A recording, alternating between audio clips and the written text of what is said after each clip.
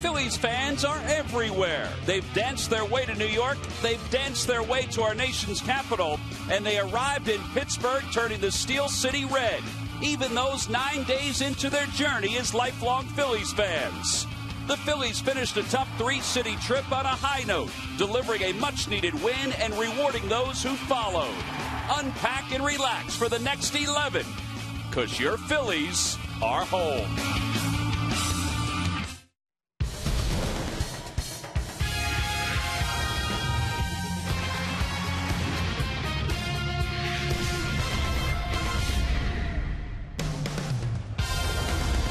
The signs and comforts of home. That's right, the Phillies return home for a long homestand. 11 games, and it all begins tonight in front of a sold-out crowd here at Citizens Bank Park against the Los Angeles Dodgers. Hi, everybody. I'm Tom McCarthy, along with Chris Wheeler. We'll talk to Sarge in just a little while. Well, the Dodgers are in town. It used to be that was a really big rivalry for the Phillies when it came to the postseason. In fact, over the last few years, it's been a pretty big rivalry. Now the two teams, well, they rival themselves on the DL. Yeah, a lot of DL for both teams. Phillies fans are well aware of all the problems the Phillies have had this year, Tom, with guys on the disabled list, big-time guys like Brad Lidge, Chase Utley, Jose Contreras pitching so well. He went down. Joe Bland, Roy Oswald, one after another. Shane Victorino back now. Brian Schneider, a guy that is still on the DL. Look at these guys. Look at the Dodgers. This is prevalent all over Major League Baseball right now, but these two teams have really been hurt by the disabled list. They got a couple guys back at the bottom there. Marcus Tim's in the lineup tonight, as is Juan Uribe, and they also got Hawksworth back, Blake Hawksworth, a pitcher. But, you know, the disabled list is a problem right now, and it can really hurt teams in the long haul. Yeah, all host of changes for the Los Angeles Dodgers prior to the start of this ball game. One thing that's been a constant, though, for L.A. has been Matt Kemp in center field. Boy, he has really changed. Matt Kemp has been one of those players in the big leagues. You looked at him and thought, who has more talent? He can do everything. He can run, he can throw, he can hit with power, as he shows right here. A 2-home-run game against the Cincinnati Reds, capped off with a grand slam home run to center field. And this guy is really playing. They say he's studying the game a little more. He's a little more serious about it. And when Matt Kemp plays the way that he's playing, he's as good a player as there is in the league. Now, the breakdown after 60 games, one player does not make a team. As you see, last year, these guys were in first place at this time by a game. Right now, in third place, 5.5 out. Runs, ERA, you see a little bit different. But that division, the Western Division, with Posey going down for the Giants, it's wide open right now. The Dodgers could sneak right back in there. Yeah, wide open. A team like the Arizona Diamondbacks has really been one of the best teams in the National League West, and nobody anticipated that. What we anticipate is another sold-out crowd here at Citizens Bank Park. It'll be Cliff Lee taking the baseball with an extra day off, his 13th start of the year, and he'll be opposed by left-hander Ted Lilly. Well, one thing the Phillies did have during this road trip, outstanding defense. This was a game saver yesterday by Chase Utley with Roy Halladay on the mound. Halladay appreciated this. And how about Wilson Valdez? Not only getting to the ball, but getting the throw to first. The lineups and first pitch when we return.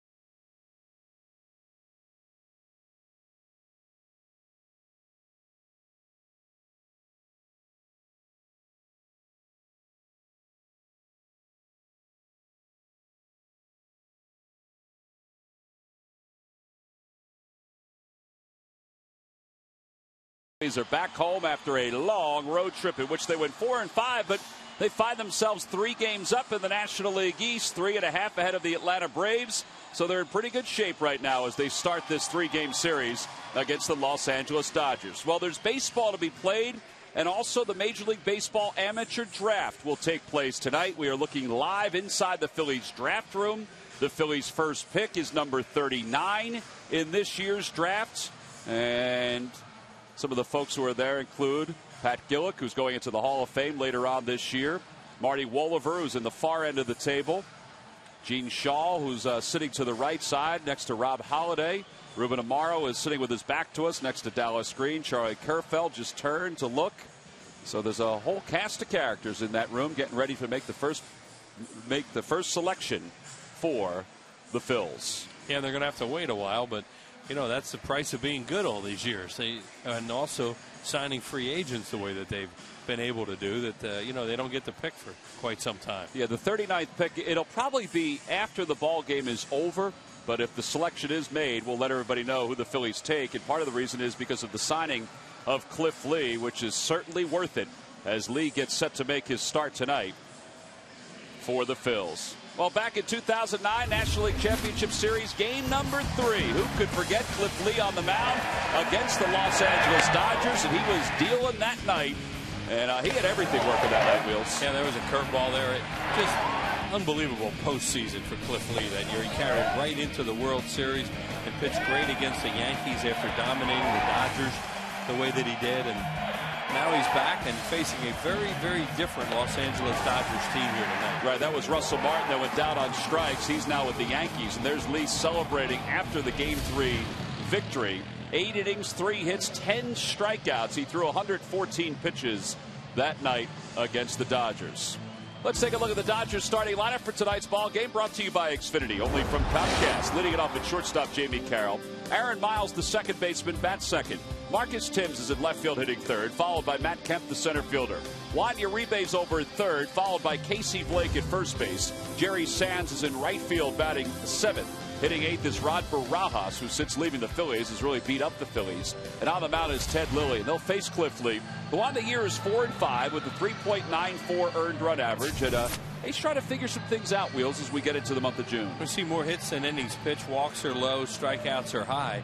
But teams like to swing early in the count against him, and he's given up some home run balls lately. Can't help but notice that both Loney and Efe are on the bench tonight as this game starts against left-hander Cliff Lee. They were 2 of the mainstays of their ball club. Southwest Airlines scouting report, all those different pitches that he throws, and you know sometimes too many strikes, but you know you're not going to change Cliff Lee. That's what he does. He throws a lot of strikes, and when he puts the ball where he wants to, he doesn't get hit. When he misses his spots, like a lot of guys, he gets hit, and teams are very aggressive against him because they figure they're going to get strikes. Well, it's kind of a homecoming here at Citizens Bank Park tonight for Davey Lopes. Davey said it's kind of strange to go back to Philadelphia, even though he's coming back as a member of the Los Angeles Dodgers staff. He's the first base coach for L.A. and was a very good player for the Dodgers during his career. But it was great to see Davey today. Great to catch up with him before the game, and I couldn't help but say I hate you in that uniform again. He just laughed because did he beat up the Phillies with those great Dodgers teams in the 70s? They had some tremendous battles, and there he is back in that uni again. So here we go. Game 1 of 11 for the Phils on this homestand, and the first pitch taken outside, so we're underway. And it's 1 ball and no strikes to Jamie Carroll. Carroll hitting .300 this year. No homers and 5 RBIs in his second season with the Dodgers. This is one of those guys you always wonder, you know, you look at Jamie Carroll, you think he's still in the league. He's still playing for teams. He's been such a good utility player and a valuable player on a team. And when you have to plug him in as an everyday player once in a while like this, he can do a lot of things. Spent 3 years with the Montreal Expos. Then when the Expos moved to Washington, he moved with them. Hits it up the middle. Utley, tough play. That's going to be a base hit for Carroll. He just couldn't get a grip on the ball, and Carroll does run well. And those are the kind of things that Jamie Carroll does. He just puts the ball in play a lot, and he's pesky. Well, it's time now for a Nissan Keys to tonight's game. It'd be hard to have a more beautiful night here at Citizens Bank Park. Well, the Dodgers, they've been kind of hot lately. They are not necessarily a great offensive team, but boy, did they swing the bats over the weekend. And Phils would love to get this really long homestand off to a good start with a win tonight and a well-pitched game from Cliff Lee. Runner on first, Aaron Miles is the hitter, and Miles hits one back toward the middle, a base hit. Carroll's around second, he'll stop there. So back-to-back singles for the Dodgers. Miles is another one of those guys, just the same kind of player as Jamie Carroll, and all of a sudden you see them back in playing regularly, and they always seem to hurt you. So 2 aboard with nobody out here in the first, right out of the chute. There's a strike right down the middle. First pitch. Doesn't want to throw it in the middle of the plate, but we just talked about it. Sometimes he can throw too many strikes, and teams are up there swinging early at him. Marcus Thames just off the disabled list for the Dodgers today, hitting 176 overall with 2 homers and 4 RBIs. 36 at bats for his career against Lee, and he takes low, 1 ball, no strikes. Well, the Dodgers were doing some paperwork around here today, or back in Los Angeles, or wherever Ned Colletti was making all those moves, but they changed a lot of things around. They made 4 separate moves today, including taking 3 guys off the DL, and Timms was one of them. He had a right quad strain that put him on the disabled list. They also activated Blake Hawksworth and Juan Uribe, optioned out Ivan DeJesus, and Juan Castro was designated by the Dodgers, and they brought up D. Gordon, the young son of former Philly closer Tom Gordon. Yeah, a young kid who used to work out here at the Phillies a lot over the years when Flash was a member of the ball club. 2-1 hit back toward the middle, could be 2 up. He's got it on the bag for 1, throws low to first, dug out by Howard, and there are 2 outs here in the first. That's a good play by Ryan Howard on the other end. A tough hop, chased through that thing right into the ground, but a dead double play ball, just what Cliff needs. Fastball away, step on the bag, not under a lot of pressure. Nice play by Howard on the other end.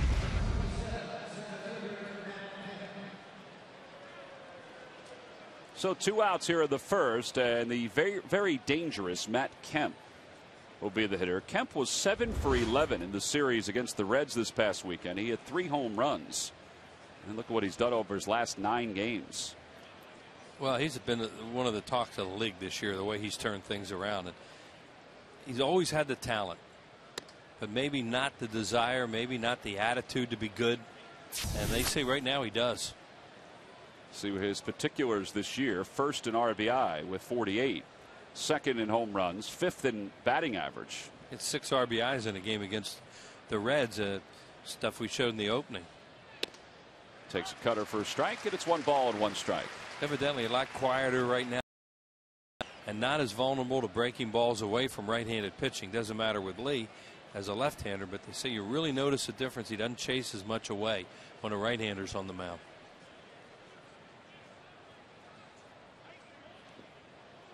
You let that breaking ball go by, and it's 2-1. Carlos Ruiz making sure that ball was kept in front of him.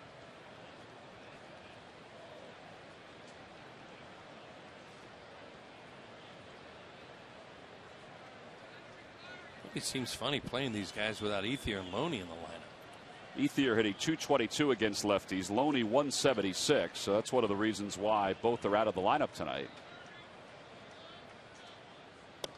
That's it for strike 2, 2-2. And they got Uribe off the disabled list today, so they're going to play him at third and play Casey Blake, who plays a lot of third base, over at first base, and have right-handed hitters in the lineup.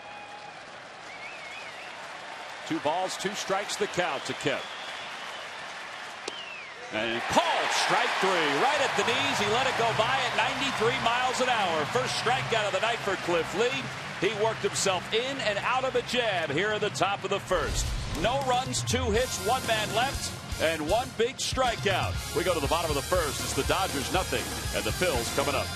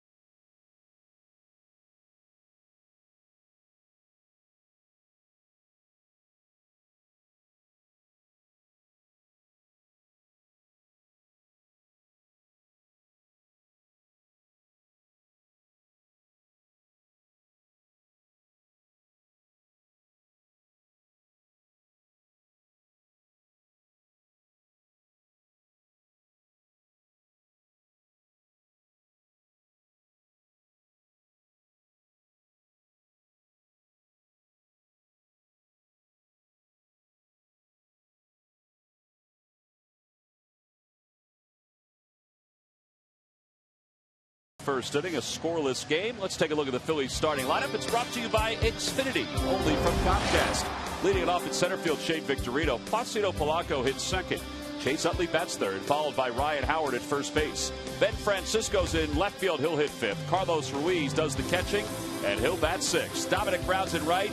He'll be the number 7 hitter. Wilson Valdez hits 8th. Batting ninth and pitching is Lee, and they'll face left-hander Ted Lilly, who has not had very good numbers against the Phillies during his career, Wills. Well, they've hit him pretty hard over the years. 74 hits this year and 70 innings overall against the league. Ted Lilly, though, is one of those guys. He's a very smart pitcher. He has a lot of pitches. He can maneuver the strike zone. The one thing he can do is you can run on him a little bit if you get on. He really doesn't worry that much about holding runners on. Career, as Tom said, against the Phillies, not so hot as his record, but you know, you usually have to earn it against a guy like Lilly because he doesn't walk a whole lot of batters, and he can throw so many different pitches.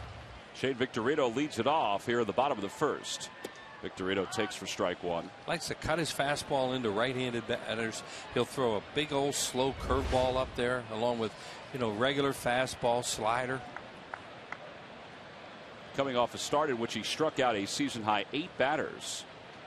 Last time he faced the Phillies was a season ago as a member of the Cubs, and he struck out 10 that afternoon at Wrigley Field. Yeah, he had a real good game that day, and Phillies lost 3 out of 4 in that series right after the All-Star break to the Cubs last year. 0-2 the count to Victorino. There's that curve, and it hits Victorino, so he's aboard. They're saying he didn't try to get out of the way. Well, you know, that happens all the time. Don Mattingly's going to come out and complain a little bit that he just leaned right into that thing, which he did. But they rarely does the umpire call a guy back after they get hit by a pitch. Particularly a curveball, whether it be from a right-hander that doesn't break or a lefty coming inside. And Mark Carlson's the home plate umpire talking to Mattingly. First base umpires Jeff Kellogg, Eric Cooper's at second, Tim Timmons is at third. See, Shane sees that coming, and he just takes it. And, you know, he's feeling, oh, it's going to hit me on the bicep. It's a breaking ball. It's not going to hurt. And, you know, if you're on the other side, you can understand why you're upset about that. If you're a Phillies fan, yeah, you're happy that your guy took one for the club. Then. Yeah, he did tuck and duck his elbow. Yeah. Oh, absolutely. Or his arm. If that happened again, you'd be a little bit ticked off right now. You can understand why Mattingly's going to complain, because right there he sees it and he takes it. He could have gotten out of the way of that, but it's good that he didn't and got away with it. See, Mattingly's like, well, what do we even have the rule for if you're not going to call it on that? Because that's almost textbook. I would think Mark Carlson is at the end of his rope, though. He's giving Mattingly an awful lot of time to express his disappointment. Yeah, and you know, if Mattingly has in fact asked for an appeal to first, Carlson's going to tell him all the way, I haven't. You know, it's my call. I saw it. It's up high in the strike zone. I'm looking up there. I'm fine with it. Yeah, and at this point, Carlson, I can't imagine, would ask for help. No. Don Mattingly in his first year taking over for Joe Torre as the skipper of the Dodgers.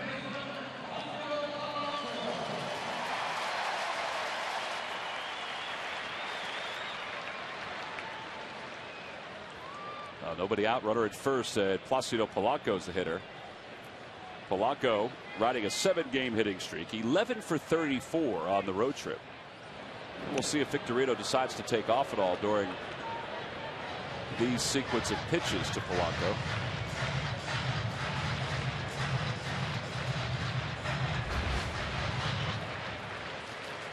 Yeah, Matt, this guy does not, as we talked about Lilly, he does not throw over that much. They say he kind of forgets about guys and doesn't worry about it. And his times to the plate are really slow. As you can see there, no slide step, big delivery to home plate, a leg kick.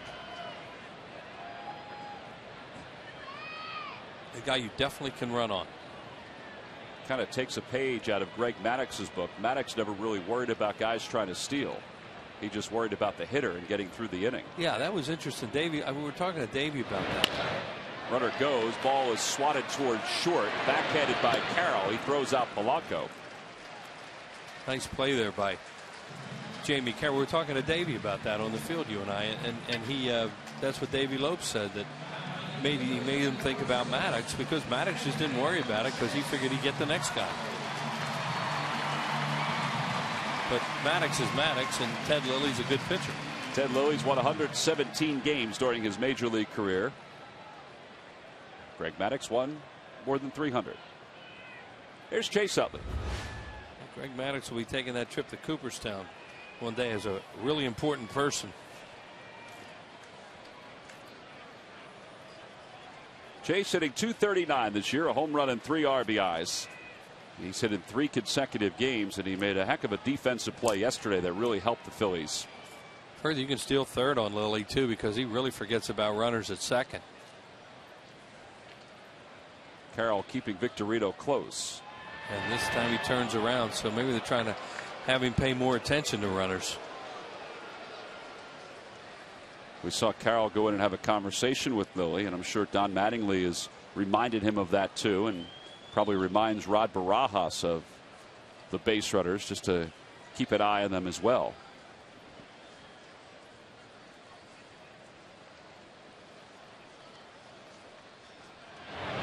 Utley takes for strike one, 0-1. I asked Chase about that play yesterday, and I said the ball that Tabata hit was basically the same kind of swing, and it was in the same spot as the game-winning hit he had 2 nights ago or 3 nights ago. And he said, yep. Sure was. We showed the replays of that. There he goes. He's much more aware of the runner at second tonight. Showed the replays of those, and the only difference was the first one was on the ground, and when he dove for it, it jumped over his glove. The other one was on the line the whole time, and when he dove for it, he caught it before it hit the ground.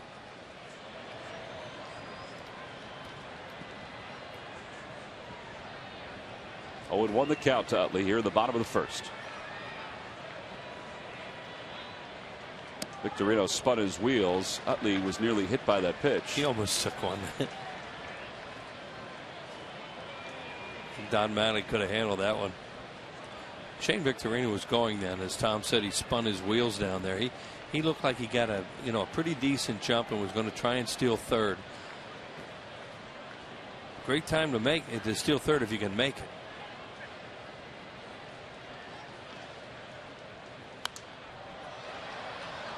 That'll be back into the seats. It's 1-2. It's really nice to be back home where you can see the ball again. Last 2 ballparks have really been high in those 2 broadcast locations in Washington and Pittsburgh. So great to get back in this. Yeah, we tell people all the time that's our vantage point right there that you're seeing from Charlie O'Gara, our camera operator.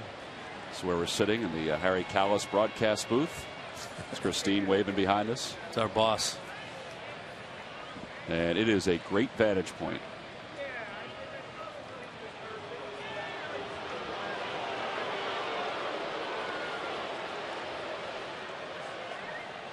The Lucky McDonald's Phillies home run jackpot contestant is Christian DeSantis of Reading.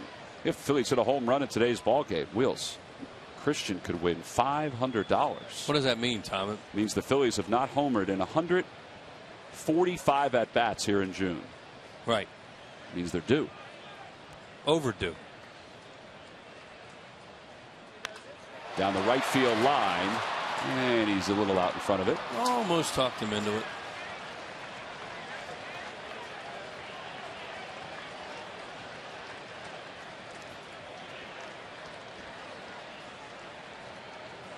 Stay loose out there. That lady lost her cap. I hope she got the baseball.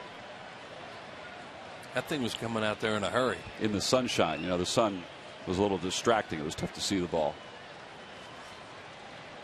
What a beautiful night this is. Wow.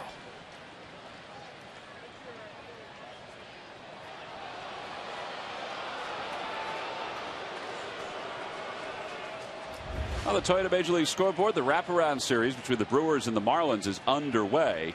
And Ryan Braun, an RBI at the top of the first, has given Milwaukee a 1-0 lead. Marlins have lost 4 straight games. Losing 1-run games, too. And Utley way out in front. There are 2 outs. Marlins have lost 4 straight, and today they officially lost their shortstop. Hanley Ramirez was placed on the disabled list. And because the Marlins have been struggling, the Braves are 5-5 in their last 10. They've lost 2 straight, so the Phillies lead the East by 3 and 3.5 over the Braves. Phillies left town 2 ahead of Florida, and they came back 3 ahead, going 4-5. So the National League West, the Dodgers still within reach. San Francisco leads it by a half game over Arizona. How about the game last night between Arizona and Washington? I should say yesterday. That got a little testy. Here's Ryan Howard with the runner at second. Howard fouls it away. Now Lily's not going to worry about Victorino as much now. They have the shift on. There's 2 outs, so it's not that big a deal if he steals third base. And sometimes all that does is just distract the hitter.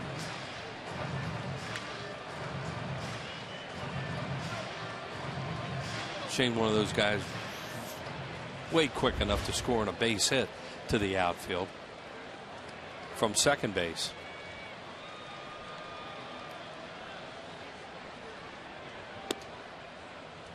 One ball, one strike to count to Howard. Howard has hit 11 home runs in his career against the Dodgers in 37 games. He has Lilly in his book 2 different times. Victorino goes, and the pitch fouled at the plate. See, that's the point I was making. They don't care about him right now. Especially a guy like Lilly. He doesn't like to worry about runners anyway. Now, it was different when there was only 1 out.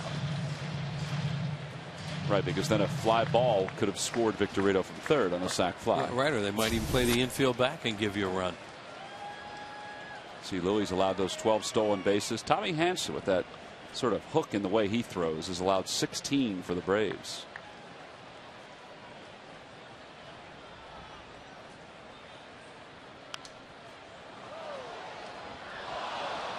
During the 2011 season, Turkey Hill will contribute $100 for each Phillies victory and 5 cents for each carton of Phillies Grand Slam ice cream, sold to support the Phillies youth baseball and softball programs.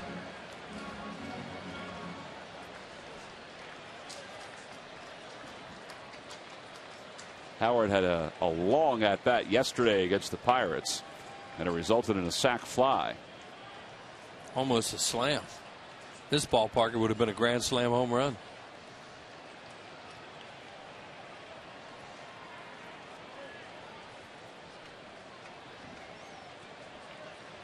One ball, 2 strikes the count.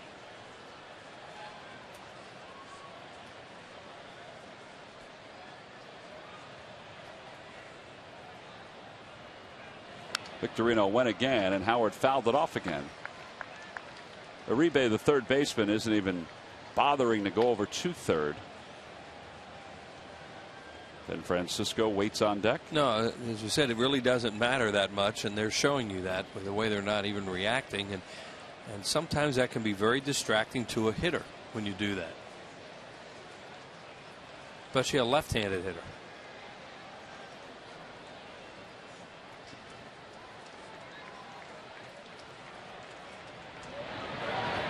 Victorino went again, and Howard fouled it off again. Oh, he's having one of those at-bats that he had yesterday. Let's see if he can make the same kind of contact he made yesterday. The thing that was amazing about that at-bat yesterday was they never threw him a breaking ball. He just kept challenging him. Who was that, Resop? Yeah, all fastballs. He just kept challenging him with fastball after fastball. Well, Lily's thrown 6 pitches so far to Howard. This will be number 7. Yeah, and all different pitches. Fastballs, breaking balls, cutters.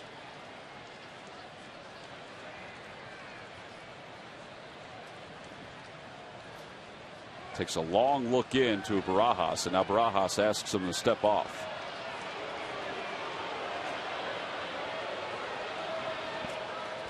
Jamie Carroll and Miles are talking out there right now. The middle infielders, they're in that shift. I don't know whether they may have changed signs or not. 1 ball, 2 strikes the count again. And Lilly steps back. They put something on that time because Miles actually started to break towards the bag, and Lilly they had kind of a timing play started that time and then just didn't go through with it because Victorino wasn't that far off. I think they really thought they could pick him off. See the timing play? See him break in and Lilly break at the same time? So they had something working there. That one's in the air to left, not deep. Going to be a tough play. Coming on is Timms, and he's there to make the catch. The side is retired. No runs, no hits. 1 man left in scoring position. We go to the second here in Philadelphia. Dodgers nothing, Phillies nothing.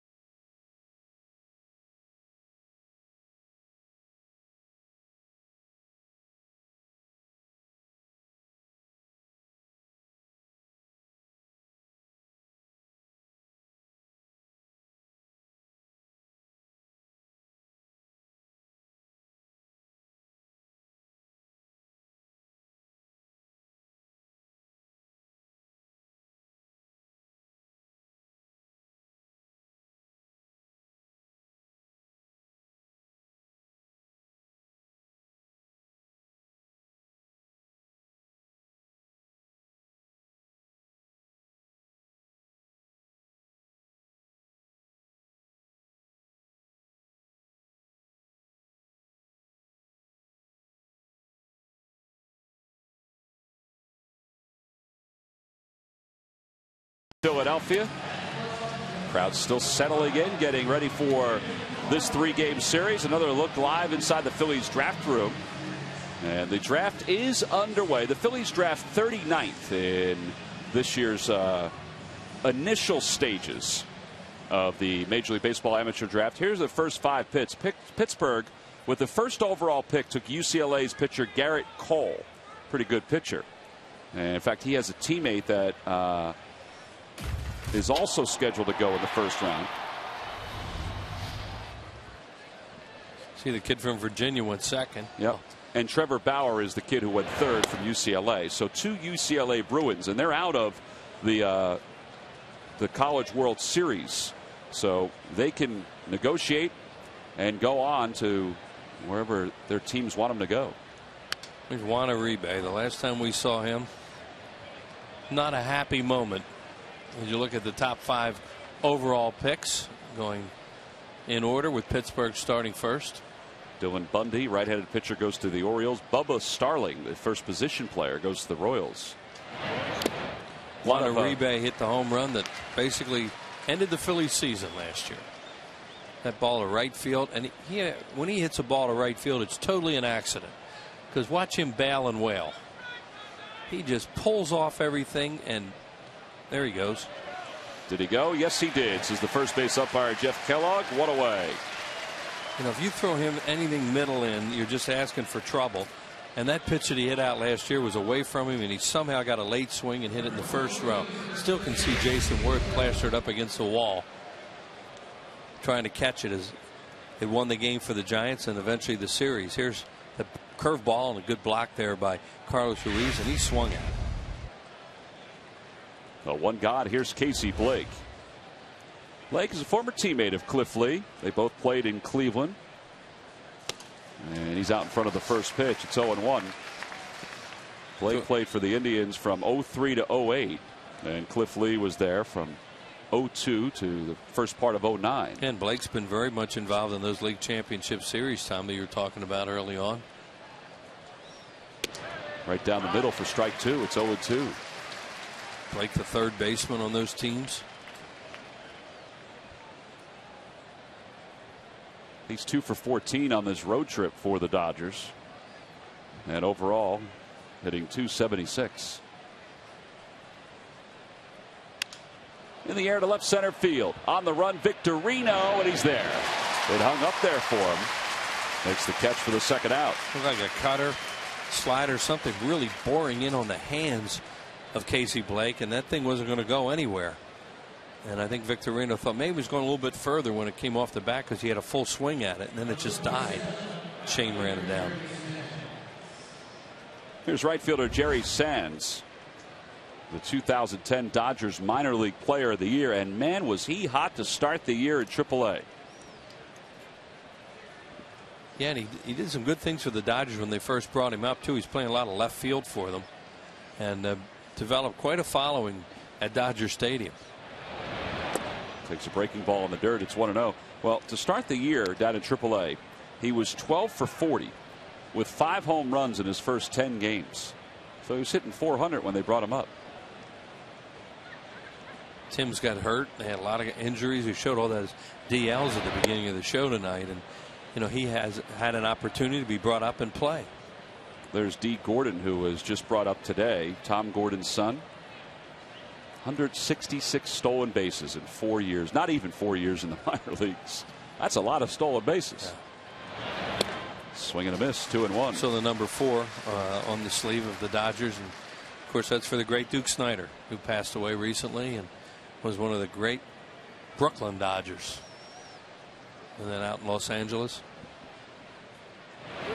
the Duke of Flatbush. What a hitter. Been a long-time broadcaster for the Montreal Expos, a guy we got to know really well over the years, and he was fun to talk the game with. His partner Dave Van Horn with the Montreal Expos, who now is the Marlins radio broadcaster, is going into the Hall of Fame this year. Yeah, he and Duke worked a lot of years together. 2-2 the count. Oh, it had to be high because it was over the plate.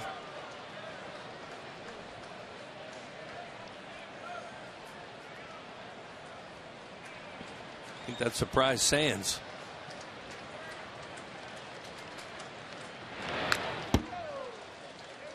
He stays alive and fouls it back to the screen and scare the daylights out of the gentleman sitting right behind home plate. Well, no matter whether you have that net back there or not, and the screen, I still think you got to duck.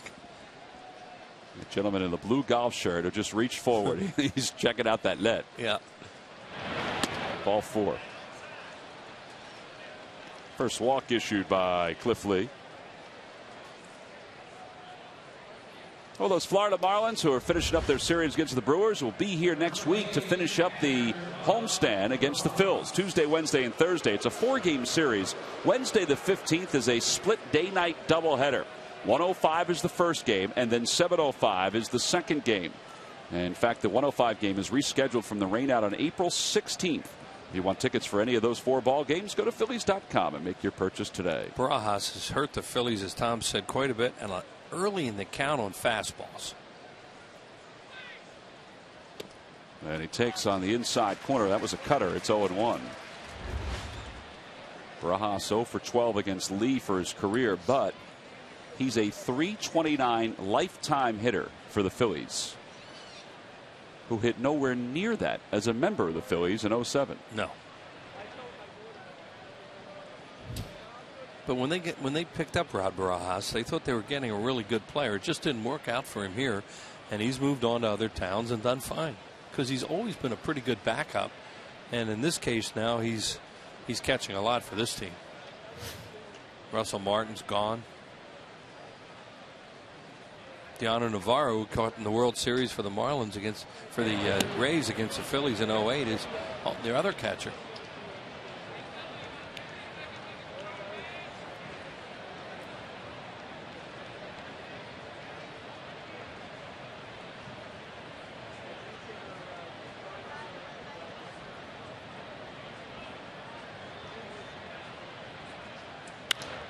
To right field, Dominic Brown over toward the line, has plenty of room, and the side is retired. No runs, no hits, 1 man left. So far the Dodgers have left 2 through the first 2 innings here in Philadelphia. Ben Francisco to lead it off when we return.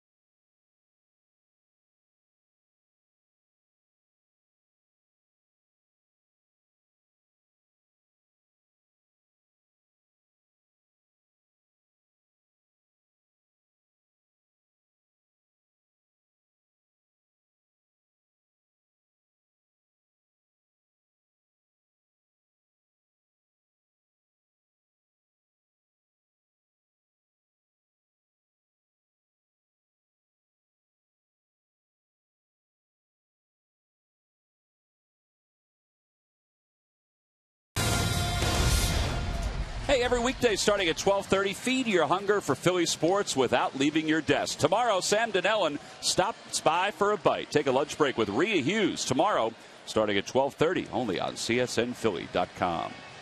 Sam's here at the ballpark tonight. Look forward to his column tomorrow in the Daily News. A lot of folks are here as the Phillies begin this 11-game homestand. And Ben Francisco will start the second. It'll be Francisco, Ruiz, and Dominic Brown against lefty Ted Lilly.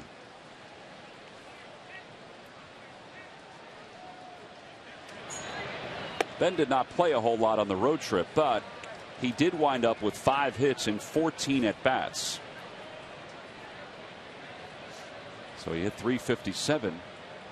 Came off the bench as a pinch hitter a couple times. Was robbed of a home run in New York. And there have been a couple of occasions this year where he's hit some balls that look like they'd go out of any yard, and they just stay in the yard because of wind or the size of the ballpark. And that was the case at Citi Field. That place is big. He hit 2 balls to the warning track in left field.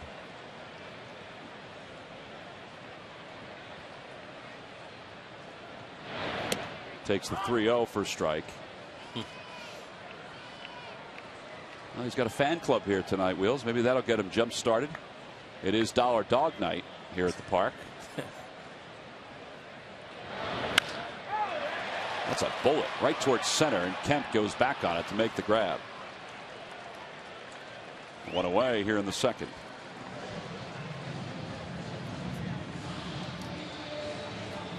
Yeah, Lilly challenged him there and got away with it because he hit that right on the nose, but right at Kemp. Ted Lilly will give up his share of long balls. He's given up 11 homers this year. As we mentioned, the Phillies have gone 147 at bats in this month without a home run, and they only have 4 extra base hits here in June. I mean, June just started, of course. Yeah, and they were in the middle of that grim streak during the month of June, losing 4 in a row and not scoring many runs. Last home run was on the 31st of May in Washington. It was John Mayberry who went back-to-back with Dominic Brown.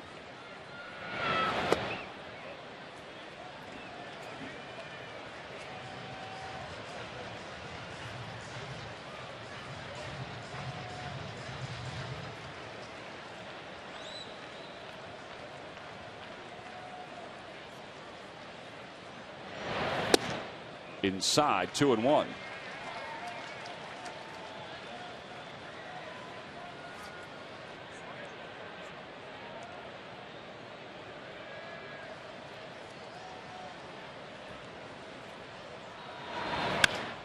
That's a rocket foul, and it's 2 balls and 2 strikes to Ruiz. Caitlin will track that baseball down and give it to a happy fan.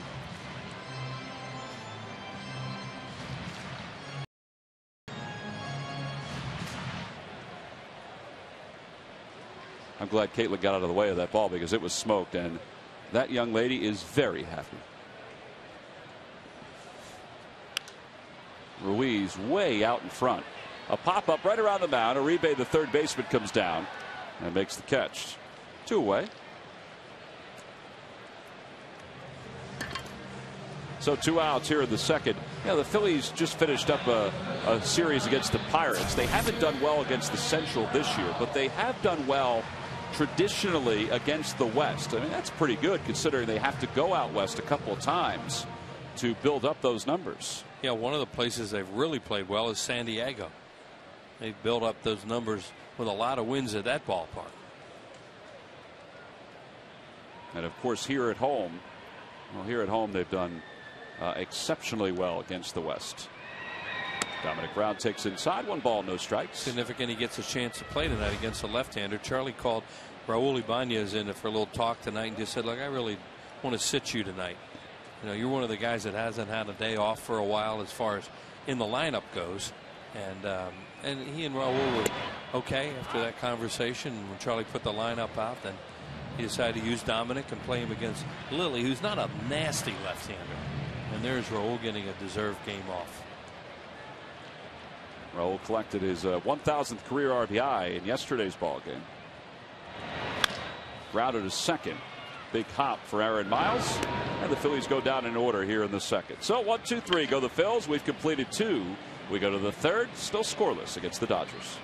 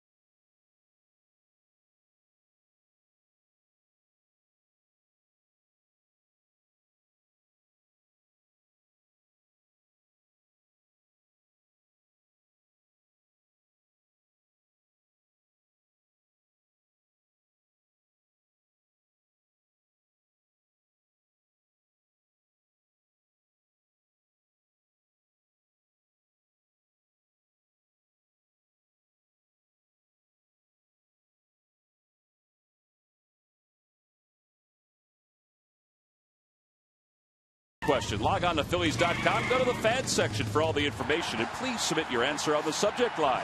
The question is, Wheels, can you name the first pitcher in MLB history to win the Cy Young and Rookie of the Year in the same season?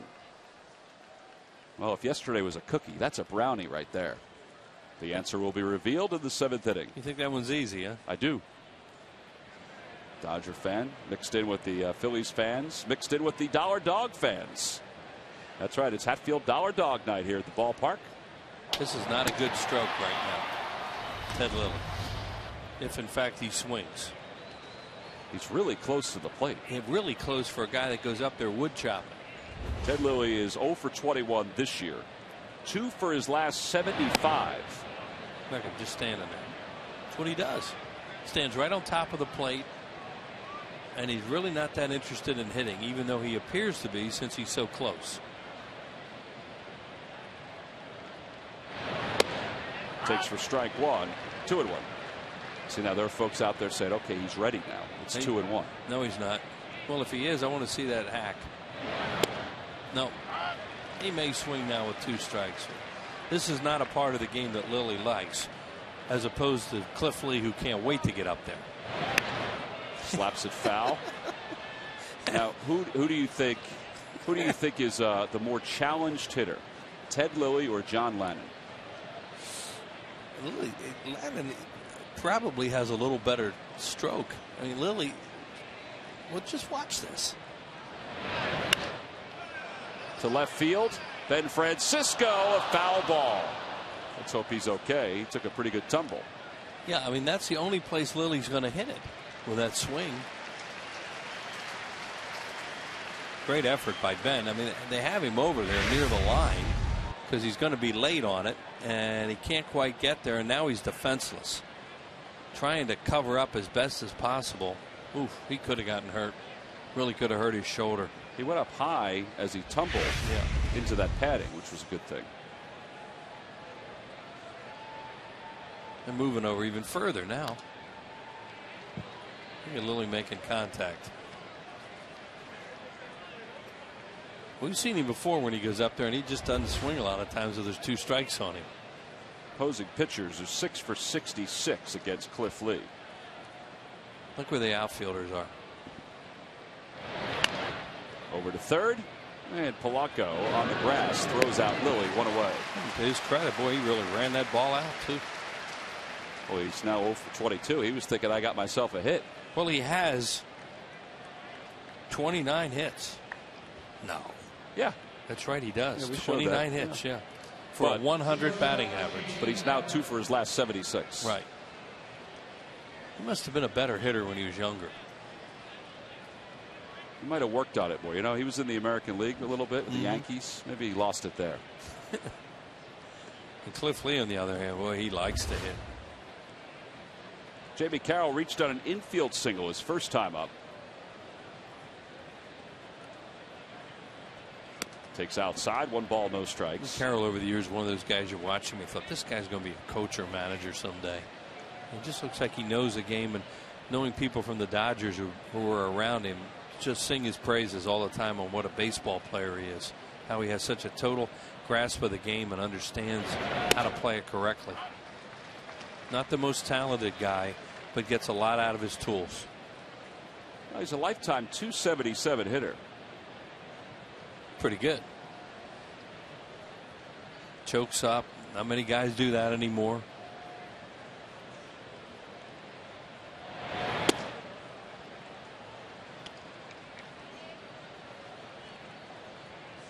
Right off the end of the bat, and you know that's kind of a lost thing in baseball now. Everybody's right down on the end, buggy whipping. That's what he was for most of his career, a pinch hitter and an extra player. And a good pinch hitter.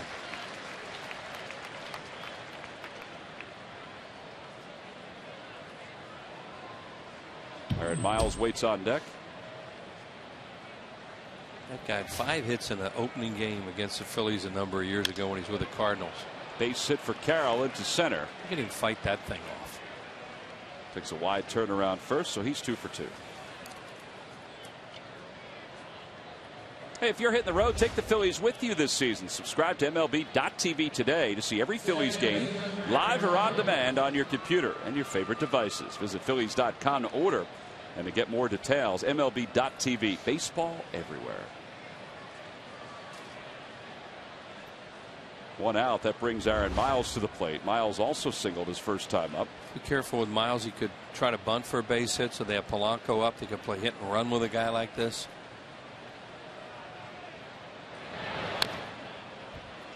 Miles last year had 151 at bats, and this year he's already gotten 152 plate appearances. He's been hurt a lot the last couple of years.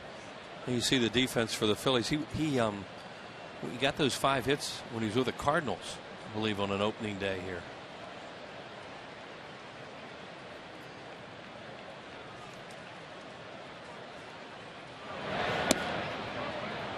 Takes away a changeup. 1 ball, 1 strike.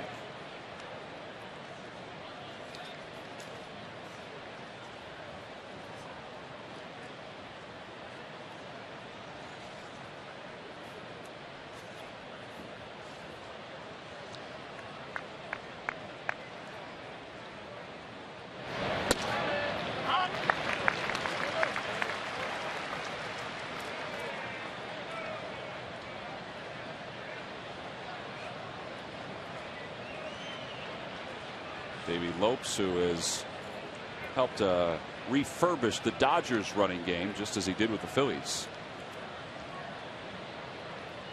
1-2 pitch. Hit foul at the plate. I asked him about running on Lee tonight, and Davey would tell you flat out, you know, didn't ask him about pitchers. He'd say, not tonight. He said, you know, certain guys, they just shut it down.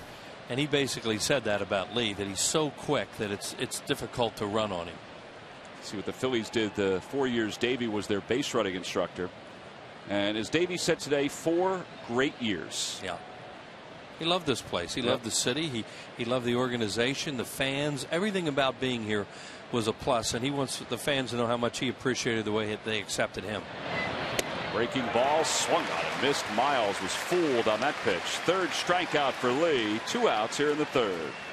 He just had an opportunity to go back to the area where he lives now, where he has a lot of family, and it was just it just worked for him.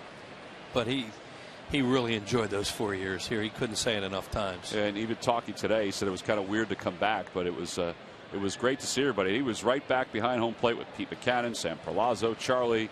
I mean, everybody. And the players started to come out and come over and hug him. Timms takes outside. Ruiz throws to first behind Carroll. A lot of guys owe some real success in their careers to Davey Lopes. Charlie has called him one of the best base running instructors he's ever worked with. Yep. And the Dodgers 33 of 44 in stolen base attempts.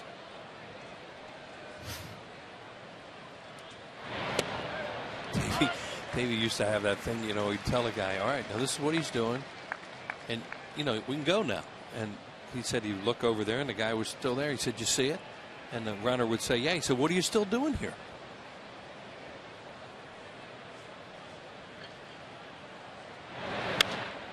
Fly ball over toward the line. Dominic Brown gets to a spot and the side is retired. No runs, 1 hit, 1 man left. So far the Dodgers have left a base runner next to Davey Lopes in each of the first 3 innings.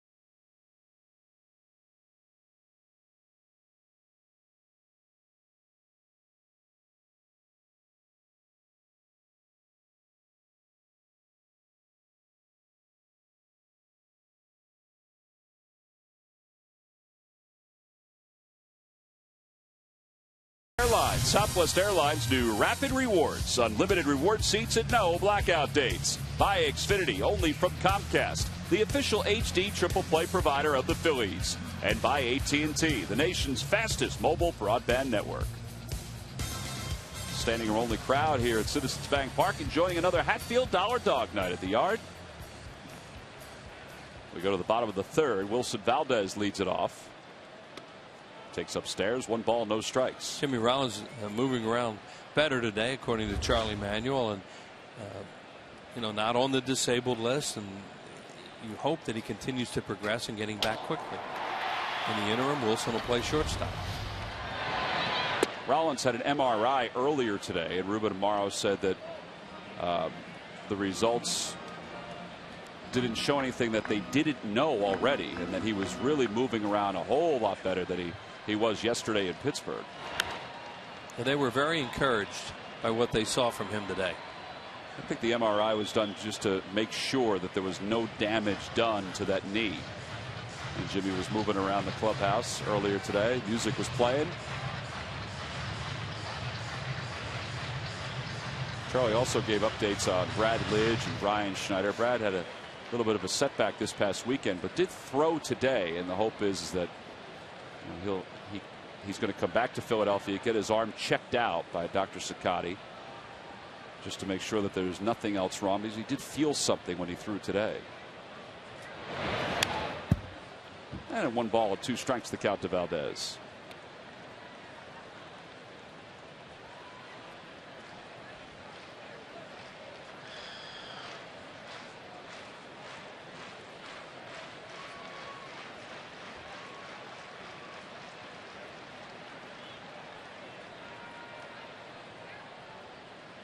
Line drive, base hit it to left. It's the first hit of the night for the Phils.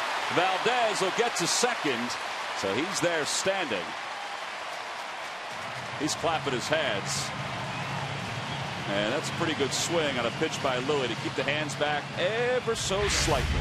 Yeah, he's fooled by it, but the pitch is elevated, and he one-hands a breaking ball, or, well, I have to see maybe from the center field camera what the pitch was. There's something off speed. Here, another look at it, you see him just one-handed. He got fooled by it, but the fact that the pitch was up in the strike zone, he was able to nail it. And he's safe and secure at second, safe and secure with New York Life. I think there's part of Cliff Lee that goes up to the plate thinking, all right, I have to sacrifice, but I'd really love to hit right here. And they may let him try to, and now it's a left-handed pitcher. They'll probably have him try to bunt. Oh, absolutely, Tom. I agree with that. Corners play in. Valdez leads off second. Lee takes, and Valdez dives back to second. Barajas looked like he was ready to throw. And I'll guarantee you, Charlie Manuel, there's a part of him right now that wants to wipe that bunt sign and let this guy swing away. But, you'd like to try and get the bunt down here. He's ahead in the count. He may get a strike to bunt and try and get Valdez at third. Maybe they'll play the infield back and get a quick run. Lee had 3 RBIs in the final game of the last homestand for the Phillies. Ooh, he bunts toward third. Nobody's covering, so the sacrifice is successful. But he got to make sure that he got the bat up there, because that ball was headed toward his head. Who did Uribe think was covering? Timms? Good question. Unless he, he's the one who puts the bunt plays on, so they didn't have any kind of wheel play going. The shortstop was in normal. See, watch. There's no, this is normal. This is just, okay, now roll it. And watch what happens when Cliff bunts it. Jamie Carroll goes right to the bag. So he goes and looks like back into this direction. I don't know. Only Jose or Juan Uribe, it used to be Jose Uribe. Juan Uribe knows why he checked third. I wonder if he thought because the ball was butted into the air that maybe Valdez froze and he could race him over to the bag. Well, either way, the sacrifice is successful. The Dodgers play the middle infielders back, the corners in. And that's why you try to bunt there, Tom, because maybe now if you can get contact out of Shane up the middle, you get a run out of it. Well, you definitely get a run on a ball up the middle. You have to make sure it goes by the pitcher. That's all. Victorino hit by a pitch his first time up. Has been better as a right-handed hitter, less at bats this year than from the left side. As you pointed out too, We didn't really get around to it that way. That was a heck of a job by Lee to get that ball down.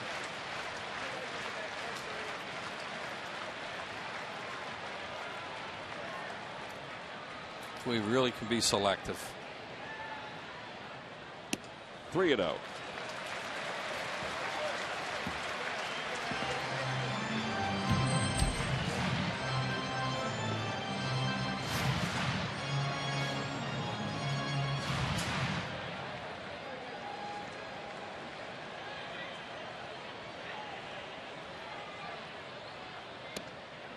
And Victorino's aboard for the second time tonight.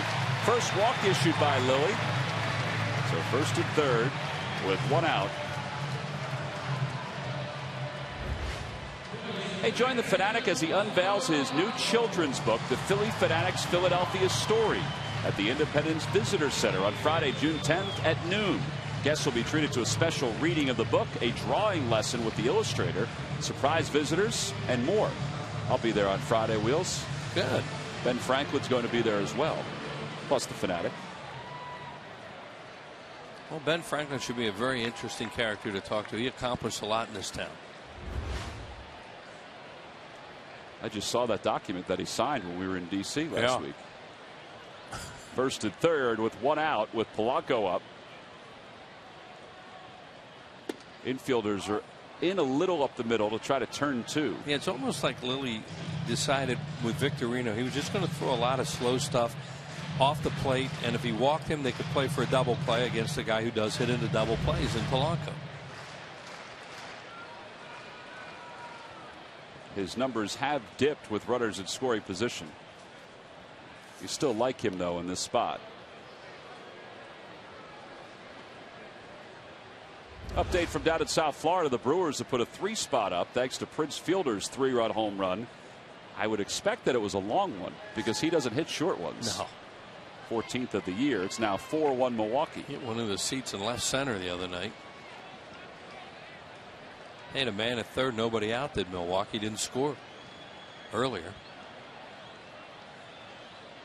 Back toward the middle, base hit it to center field. Valdez will stroll home, and the Phillies take a 1-0 lead. He literally served that one right into center. It looked like a curveball. It was really slow. He got way out in front and just hit it right off the ground. Polanco is such a good contact hitter. Look how low that was.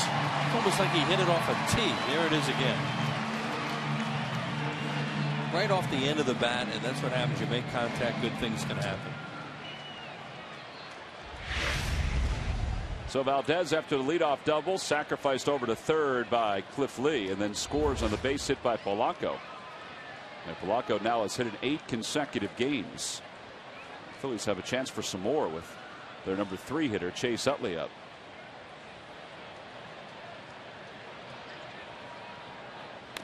Utley fouls it away. Chase had a big day yesterday. He was on base 5 times. Combine that with Polanco's ability, not only yesterday but throughout this year. And Chase Utley will always be a better on base percentage guy because he walks. Polanco doesn't walk. Polanco gets a lot of hits, but he's not a guy that's going to have a high on base percentage because of walks.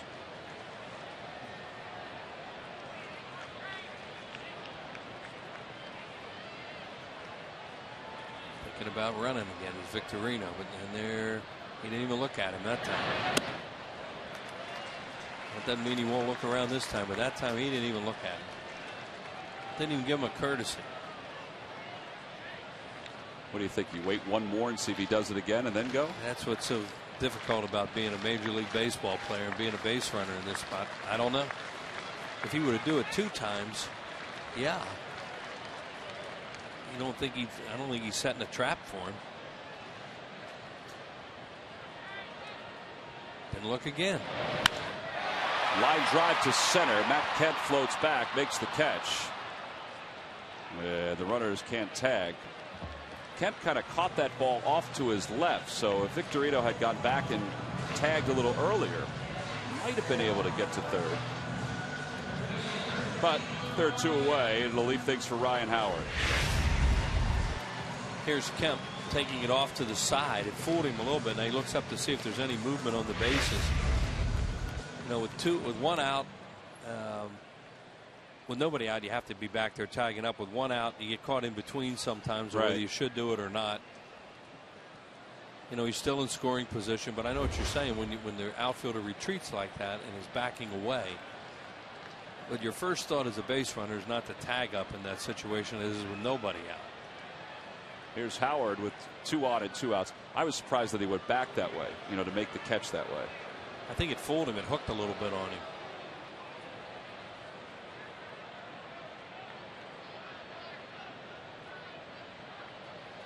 Howard flied to left, short left his first time up. Takes on the outside corner, strike 1. Doing that overshift with 3 players on the right side. They're keeping Uribe a little bit closer to third because of the runner at second, Victorino. Although the first time up, they weren't that worried about him.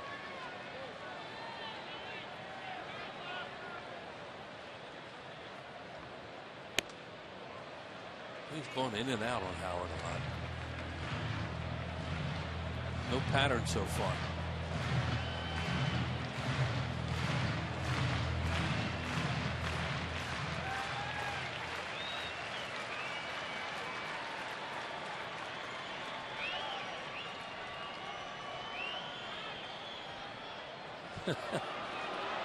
Ball was still in the glove. Yeah.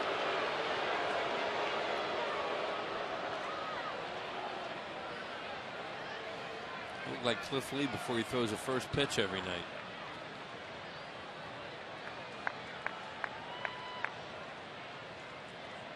There goes Victorino. Polanco follows the ball, ripped it to right, a base hit. Victorino will score easily. Polanco goes to third. RBI single for Howard, and the Phillies lead it 2-0.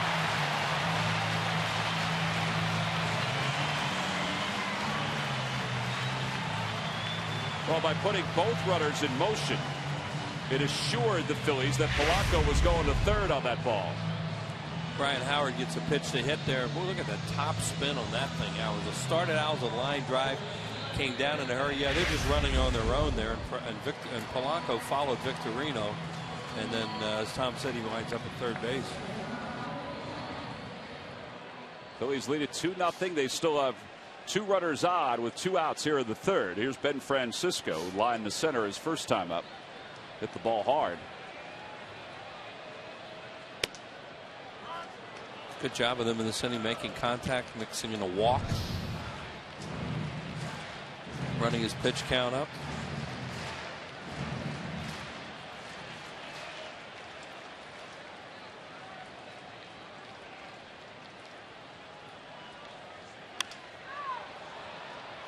Francisco now in the hole, no balls and 2 strikes.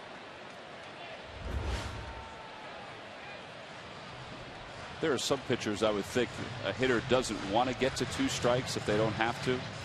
But a guy like Ted Lilly,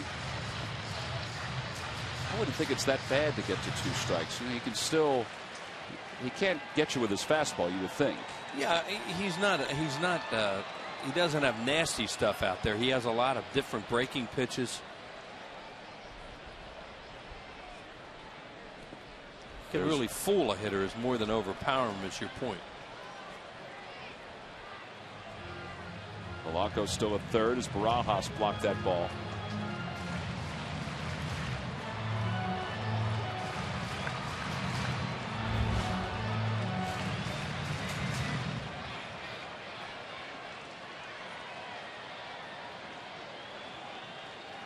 See how Ryan Howard can pick up more hits too when there are men on base because the shift isn't is exaggerated. That ball he just hit would have been an out with nobody on base.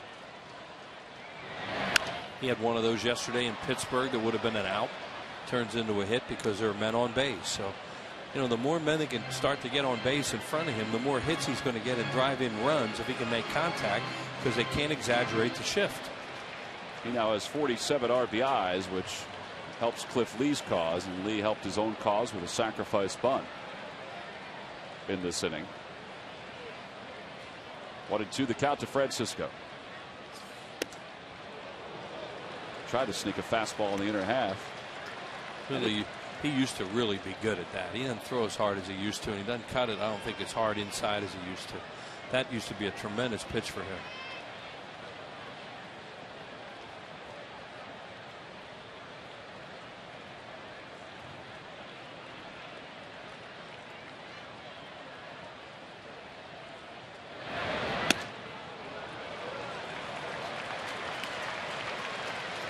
2-2 hook to get the 3-2, huh? Carlos Ruiz on deck. Howard will be off and running on this pitch with the count 3-2 and 2 outs.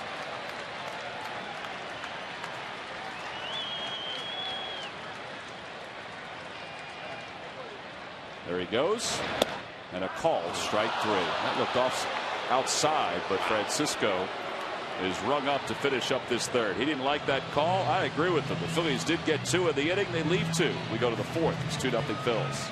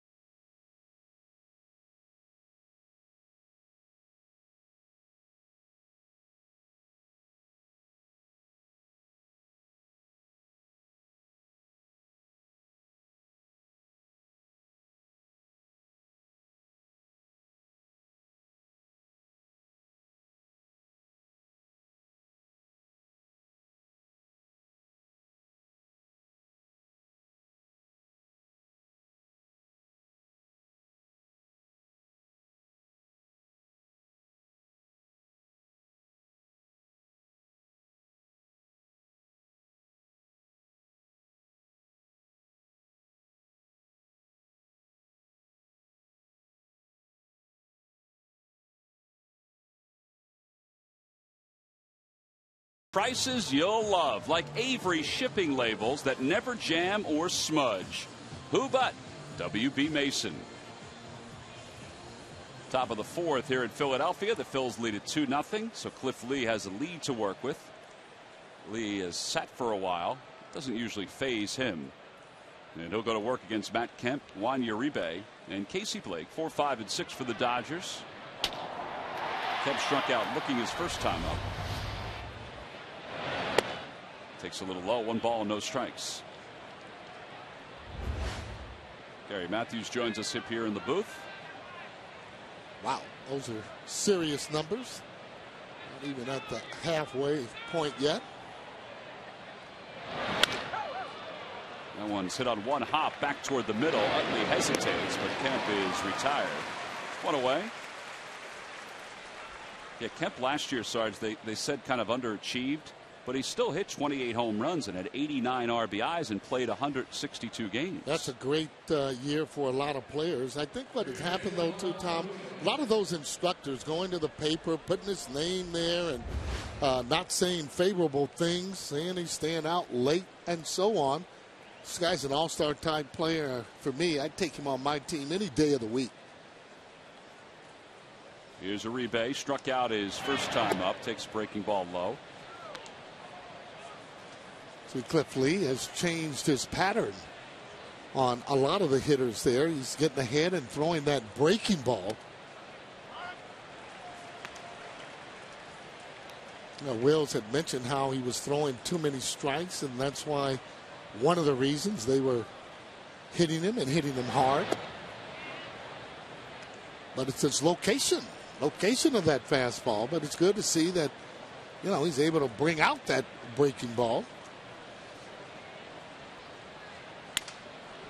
Base hit it to left field for Uribe. He's aboard with 1 out.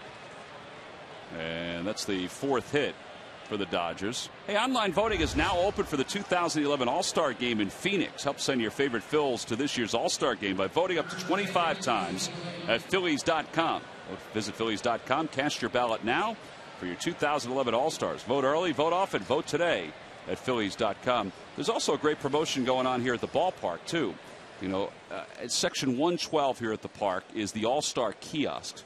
And, Sarge, if fans go there and vote, you know, punch out some ballots, punch out a certain amount of ballots, 75 to be exact, then you get these wristbands.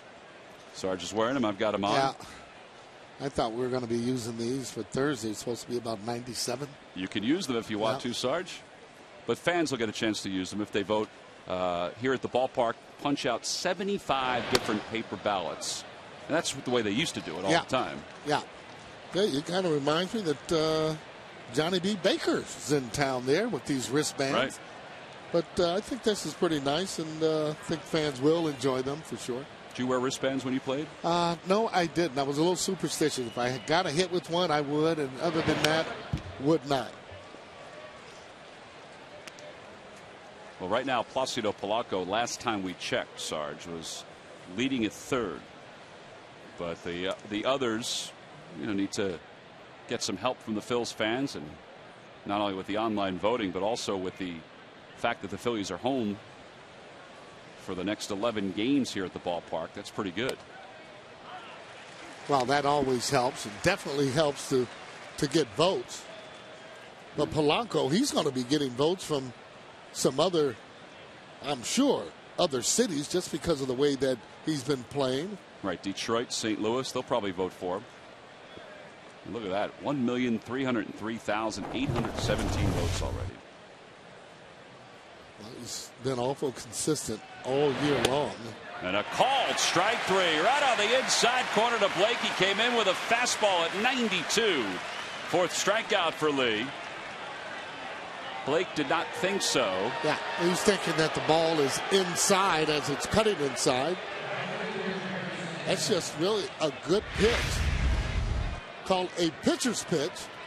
Oh, yeah, that's a strike for me. Those are the kind of balls for me that should be called strikes, whether or not it's inside or outside. That'll keep that game moving. More importantly, it'll make the hitter a little bit more aggressive. Here's Sands, who takes low and away. He walked his only time up.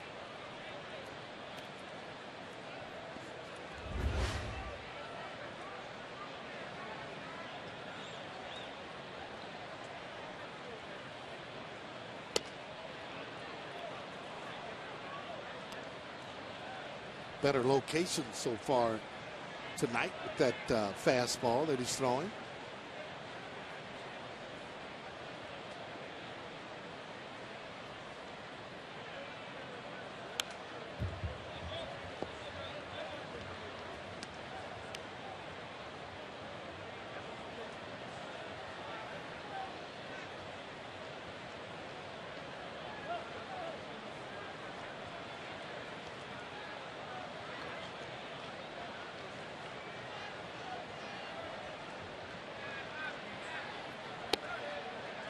Another good spot. There's that location you're talking about, Sarge. And you're right. He hasn't been right in the middle of the plate. He's been either toward the inside or the outside part of the plate. Yeah, and before that, the same pitch he was throwing, for whatever reason, was catching more the middle of the plate. Fouled away. It remains 2-2 to Sands. No, and you can always tell with Cliff Lee because hitters are hitting that ball where you don't hear the sound. He's missing that location. I mean, you can't afford to pitch any of the hitters middle.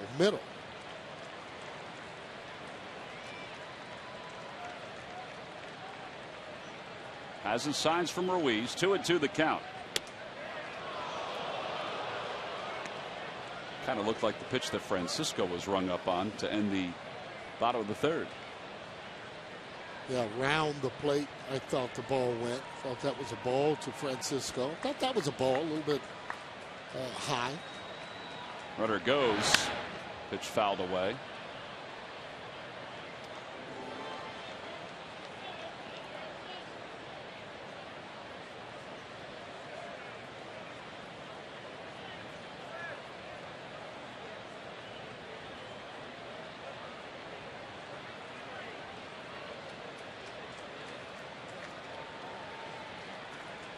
Runner goes again, and a called strike 3. On the inside part of the plate with a cutter. That one was even better than the one he got with Blake. 5 strikeouts for Lee. He's halfway to double digits yet again. He leaves another base runner. Boy, he is fired. His location is right where he wants it to be for tonight's ball game.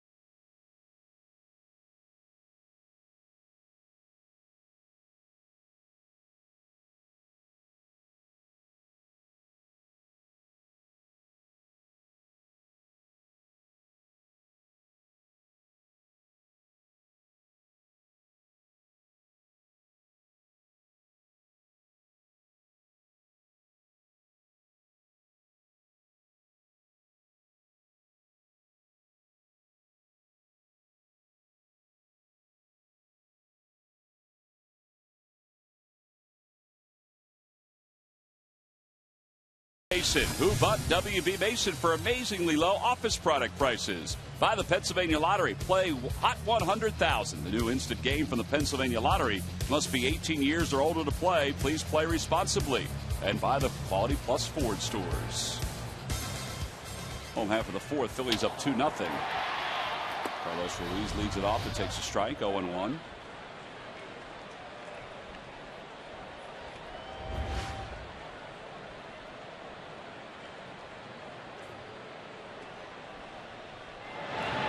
Mentioned how Carlos lifetime is a .333 hitter against the Dodgers, but that's the regular season.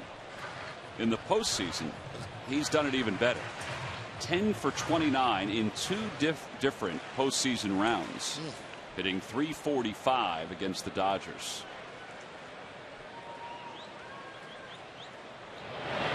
Something about that stage being a little broader that brings the best out of Carlos against the Dodgers. Yeah, and again, sometimes you just have different teams that you see the ball better or just feel good against, and they end up getting a lot more hits. Well, Lilly has him a little off balance tonight. Sands in shallow right center makes the catch.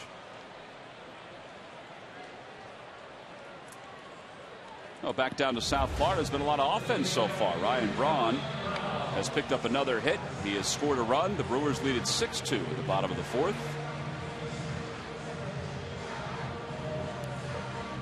Marlins, as we mentioned, have lost 4 in a row. And the Phillies are trying to capitalize on that, and also the fact that the Braves are off tonight. Well, pick up half a game on the Braves, maybe a full game. Florida Marlins would lose that. Brown takes at the knees. Well, that's why when you look at clubs like Pittsburgh and then Florida's playing other teams, you figure that you're going to make a little hay by beating up on those clubs. It's almost the opposite way that Pittsburgh playing with a lot of confidence against the fighting Phils. Well, I thought Roy Halladay's quotes after the game yesterday were right on. You know, he said, no offense to the Pirates, they're playing much better baseball, and they are. And this will be a tough play. Blake off balance toss, and I think Brown beat it. I don't think Louis was on the bag, but I think Dominic Brown beat it anyway. Very good call on that. He did beat it, and not only that, he missed the bag, Lilly did, when he was trying to tag that bag. No, that's one of the more trickier plays there for that pitcher to get over. He's told that if you can't get it, go right to the bag. That ball thrown just almost too soft. You can see he's on the bag, and maybe the side of the bag Lilly hit. Swinging bunt. He's off and running. Ought to look right at the bag as opposed to the play. Well, now let's see if he decides to take off. He's at first. The Phillies lead it 2-0. He certainly has the wheels to do it. Wilson Valdez doubled his last time up and scored a run. And Lilly takes a look at Brown.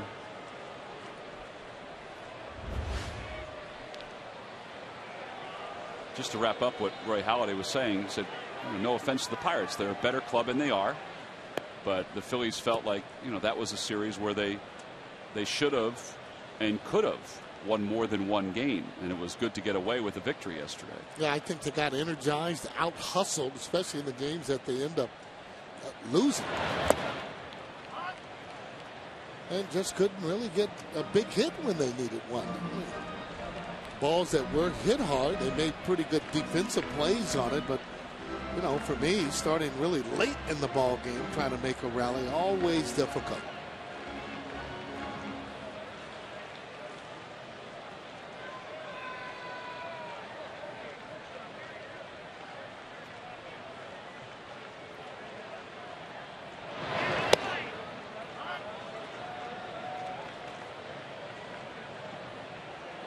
To the count to Valdez. Long look over at Juan Samuel. Yeah, I think he's one of those guys, Tom, that would be on his own and would get a sign don't run if they didn't want him to run on a particular pitch. You just got to be able to read him and get a good jump when he's going home. Swing and a miss. And Valdez saying he fouled it. Says he fouled it off. Mark Carlson saying So 2 outs, and Sarge, there might be a number of reasons why Dominic Brown didn't run. Do you think one of them is because the 8-hole hitter was up with 1 out and the pitcher's spot was up next? Well, he may have wanted to try and turn it over, but for me, anytime you can get a guy in that scoring position, you got to try and do it. When you're winning, you want to be able to force it. For me, I mean, keep running, keep putting the pressure on the opposition.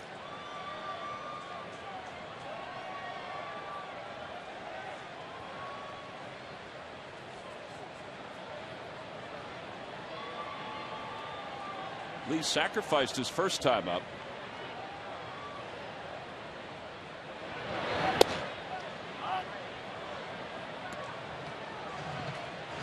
Pretty tough ball. He ended up sacrificing up near the head area. That's a ball really you want to almost get out of the way of it completely, although Cliff Lee, not used to bunting, playing in that other league, did a great job in getting that down.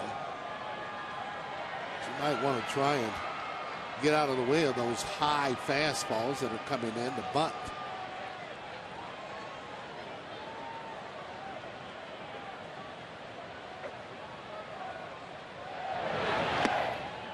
Scooped up by Barajas. That evens the count. 1 ball, 1 strike.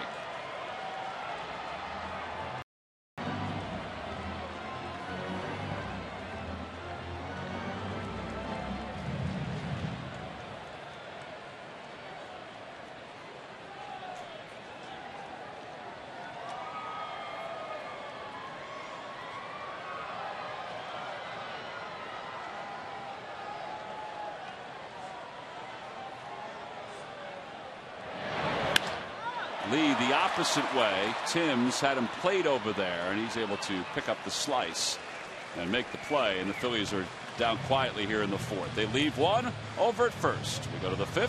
Phillies up 2-0.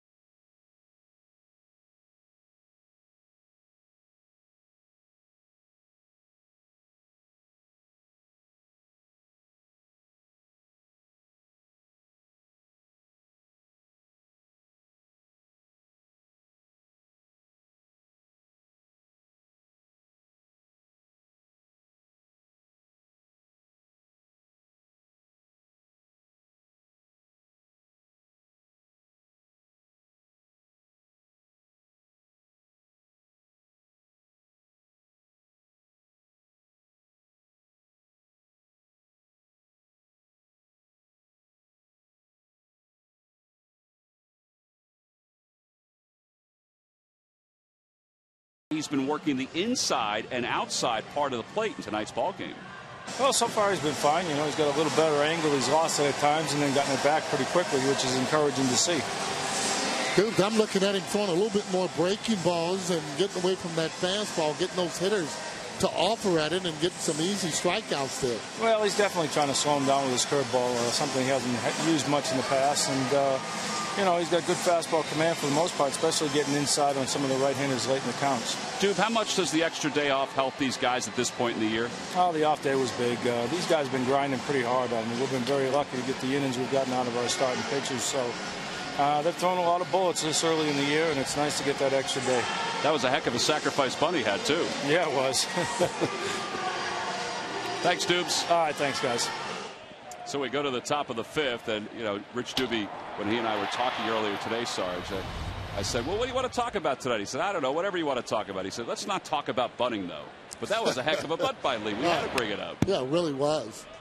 Yeah, one of the interesting things, too, in saying that what Cliff Lee has done to make an adjustment, different angle that he's actually throwing. And that way he's not throwing that cutter and getting it out over the plate. And that is the job of a pitching coach, to pick up little different keys to help that pitcher out.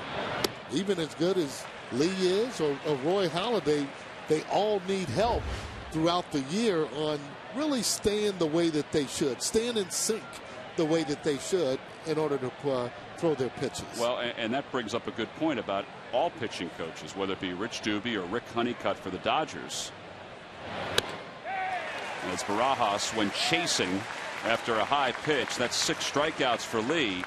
There are 12 pitchers that Rich Doobie has to deal with, not only the 5 starters, but also the 7 relievers. And you know, the bullpen and the starters, they've combined to do very nice work this year. Yeah, and he does. He has to know each and every one of them, and he'll look at a lot of different film himself. And he'll look at it with that pitcher and say, okay, you see what you're doing here? And they can split these screens, and then you can see exactly what they need to be able to work on. Lilly bounces it to first, backhanded behind the bag by Howard. 2 outs. And that's helpful because that out came on 1 pitch. Yeah, he stuck Barajas out on a high fastball, but he got him on a ball out of the zone. You should take a look at that bullpen there. But that's what you can do when you get those early strikes. He was getting early strikes and then almost trying to blow them away with another strike, and it wasn't happening. But a game of adjustments. He's come up with that breaking ball and then fastball out of the zone with the 2 strikes. Good pitching.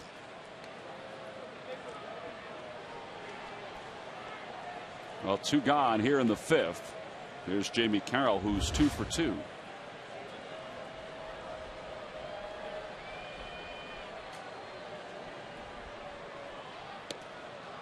Off the outside corner, it's 1-0. Here at the ballpark, the new video board, which you can see in the background there, has Jamie Carroll's photo on it, and there's an advertisement for St. Joseph's University. And there are certain players you put up there, and that advertisement is next to them, and they look out of place. Jamie Carroll, even at his age, and he's in his 30s, looks like he still could be a student at St. Joseph's University. Very young looking he is, and he's been in the league a little bit. Swing and bunt to the left of the mound. Lee off the hill, tries to hurry the throw, not in time. That's 3 hits for Jamie Carroll. And 2 haven't left the infield. Good speed.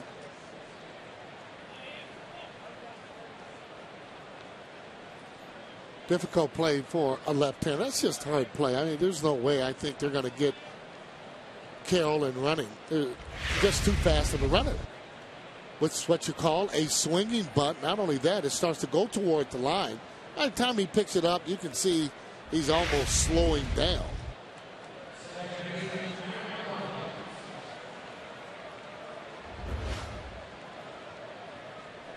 Well, 2 away, and here's Aaron Miles. He's 1 for 2.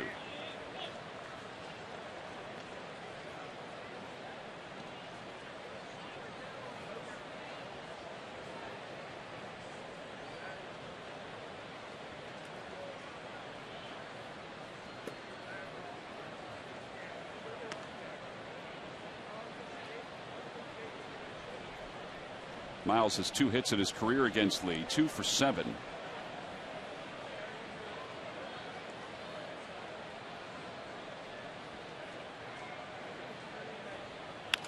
Off the hands, back toward the middle. That'll be into center for a base hit. Carroll around second. He'll hold there. Well, now after getting the first 2 outs with relative ease, the Dodgers have 2 runners aboard here at the top of the 5th in the meat of their order coming up.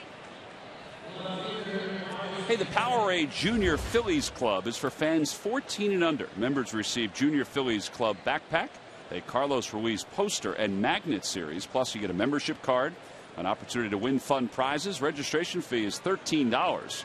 For information or to register, go to Phillies.com/Junior Phillies Club. All those guys are eligible for that.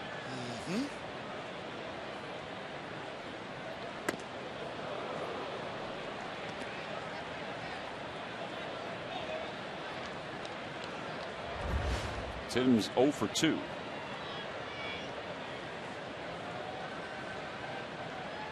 Bounced into a big double play his first time up. And he fouls it away. 1 ball, 1 strike.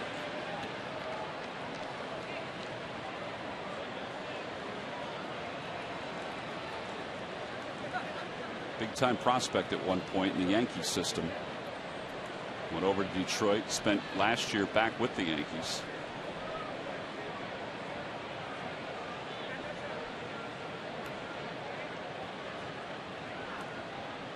And a good curveball. Wow, that dropped right in from 12 to 6. That's filthy.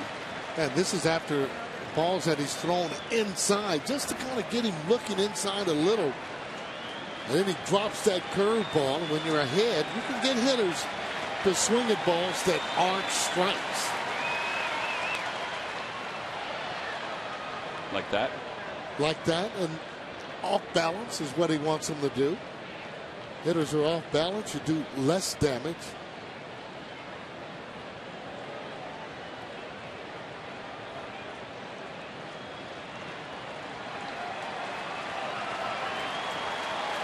One and 2 the count to Tibbs.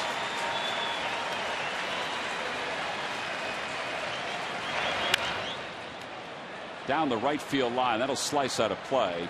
Dominic Brown gave it a peek. Well, now this has turned out to be a longer inning than Lee would have liked. Yep. Good pitch, however. That pitch down and in. Well, might want to try it. He didn't swing at that high pitch, but you still want to just make sure that it is a pitcher's pitch as opposed to just going for it to throw something where you want him to hit that ball, but you want him to hit that ball maybe where the ball is down kind of somewhere you get the ground ball. Well, the ball does carry in this ballpark. It's 1 and 2 to Timms. The runners lead off. And a breaking ball cut on and missed, and Timms is down on strikes. Number 7 for Cliff Lee, and it came at a big time. For the Dodgers in the 5th, no runs, 2 hits, 2 men left. And Lee not only has his fastball working, but he certainly has the curve.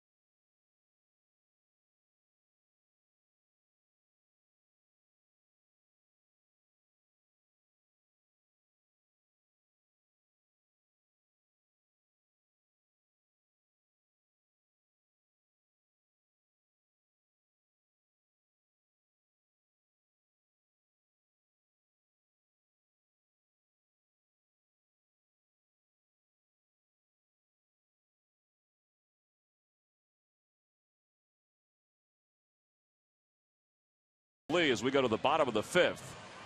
Hey, a reminder, the Mega Millions is up to $24 million.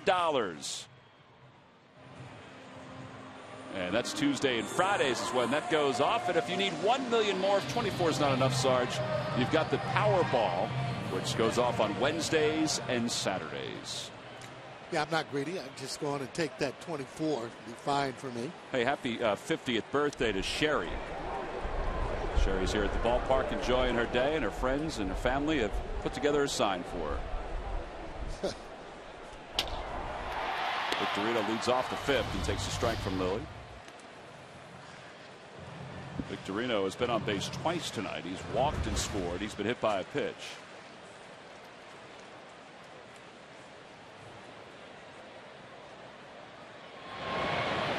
In the air to left field. Tim's going back toward the track. Looks where he is, and he makes the catch. That was not pretty whatsoever, but he made the grab. It's all about the results. You're right. Ball getting in on Victorino just a little bit. You know, what you want to do when that ball is up high, you want to get back as fast as you possibly can. Don't want to ever catch balls backing back and catching the ball there. Now you can see how he looked to the left. That's almost like a little bit of a football type of a route as he did a little down and then in to catch that ball there. But for you youngsters, get back as quick as you can. So one away. Here's Placido Polanco.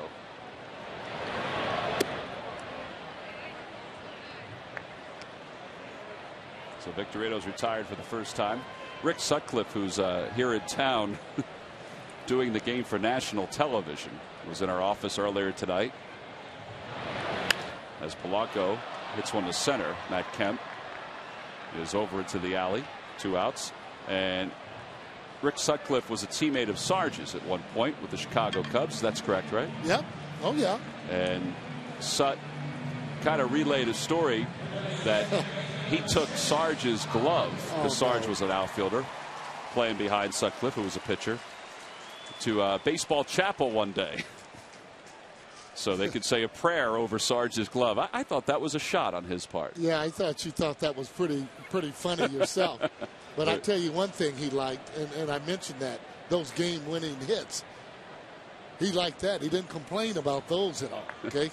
Taking my glove to Chapel. I can't believe he said that. I had never heard that story. That's really funny. Well, I knew you would like that. That's why I said go on and get it out, you know, when he walked in there before he set the stage for it.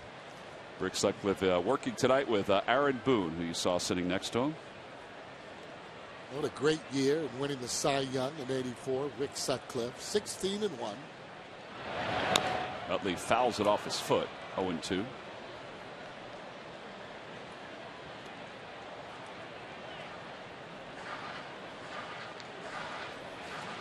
I've seen a lot of players hitting the balls off their legs and foot. Back in the day, it used to almost be off of your foot because of the sinker, not so much on your leg up near that knee area. That's what happened to J-Ro the other night, hitting the ball off of his leg.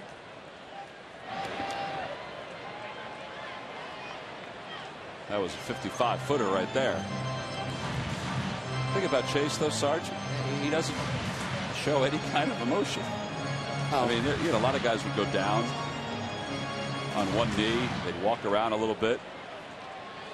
And he's just almost serious all the time in terms of this baseball.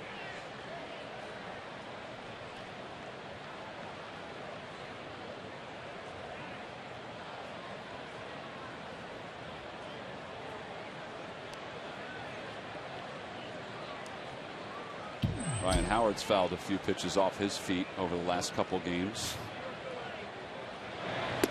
Utley takes 2-2.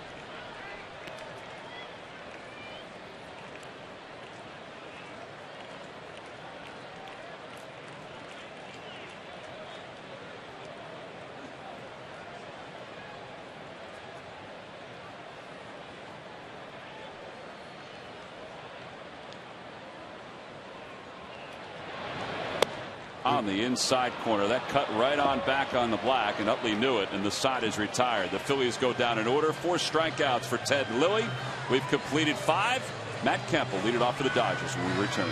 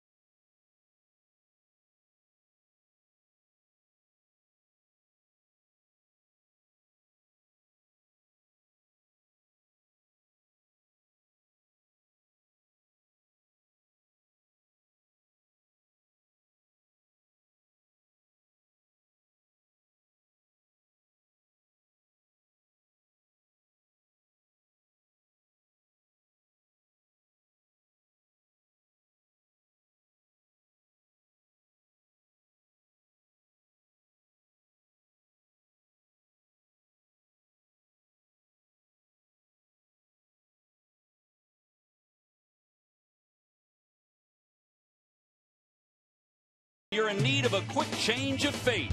Every team goes through struggles, and every fifth day, Roy Halladay is there to make sure the struggles are kept to a minimum. His determined 7-inning performance in Pittsburgh put an end to the Phillies' losing streak, and once again showed why he is so valuable. Doc was dazzling again, and it's brought to you by Independence Blue Cross. Now more than ever, we're here for you every step of the way. Well, Roy Halladay was dazzling yesterday for the Phils and ending that 4-game losing streak. And tonight the Phillies are trying to stretch the winning streak to 2 games. See Halladay's numbers yesterday against the Pirates: 7 innings, 6 hits, and 2 runs, a walk and 6 strikeouts. He became the National League's third 8-game winner. Yeah, that was a tough ball game for him. Angel Hernandez was behind the plate, wasn't getting a lot, I thought, on the corners. Really gutted it out, though. Really gutted performance by Roy Halladay in being able to win that ball game. Carlos Ruiz said he thought the strike zone got a little better after the first couple of innings. He said that he was really working Angel Hernandez, and I said, do you have to do that often? He said, yeah. He said, you kind of talk your way through the game as that first curve is over for a strike. And I thought that was kind of interesting, Carlos. And I guess you would assume that a catcher has to kind of massage the relationship as the game moves on. Right. Well, you will do that. And just ask him, hey, you think that pitch is too low? You think it's too high? Swing and a miss, 0-2. And it's okay to say, no, stay right with me. That's a good pitch.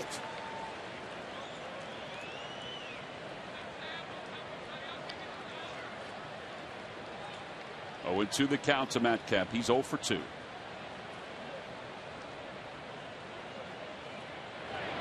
Got him. He's gotten him off balance tonight in all 3 at-bats. 8 strikeouts now for Lee. He wasn't sure he wanted to throw that particular pitch. Ruiz almost really forced him to. Gave him that sign again and said, I want it inside this time. And you can see that's the pitch Matt Kemp has been having problems with. Striking out. That ball has to be up high. But, boy, what a great adjustment there by Cliff Lee in bringing out that curveball here. Here's Uribe, who's 1 for 2. Then he comes back with a fastball on the inside part of the plate for strike 1. Shaking his head as he sitting on the breaking ball and getting the fastball.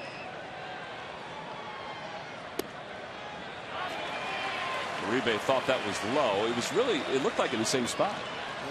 When you're starting to throw strikes and you're getting borderline down, that's what you're going to get. But you start arguing like this and coming in and out. When that pitch is close, you better be swinging. Don Mattingly thought it was low also. Give him a curveball in the dirt so he can spin himself like a top. Almost did it. Yeah. But Uribe, I've seen him do that so many times where you throw that curveball and, he swings kind of almost one way, and that's just about hard every time. Almost like he's swinging to hit the ball out of the ballpark. Got him. Went upstairs with a fastball. Back-to-back strikeouts. 9 in the game for Lee.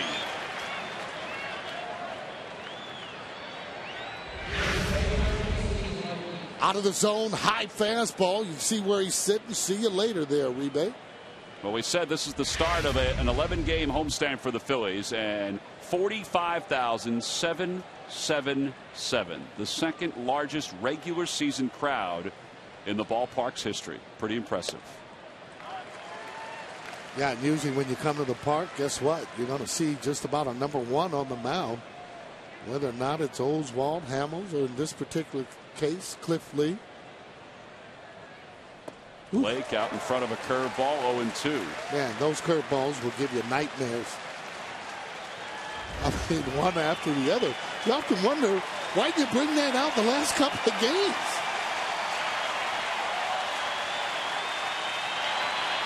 And a breaking ball called strike 3, number 10 for Cliff Lee. And he did it with a little style here in the 6th inning. He just struck out the side. 8, 9, and 10 to finish off the Dodgers. tell you what, that's some pretty impressive pitching by Cliff Lee. It began with Matt Kemp with a curveball, then to a rebate with a high fastball, and then back to the well again to get clean.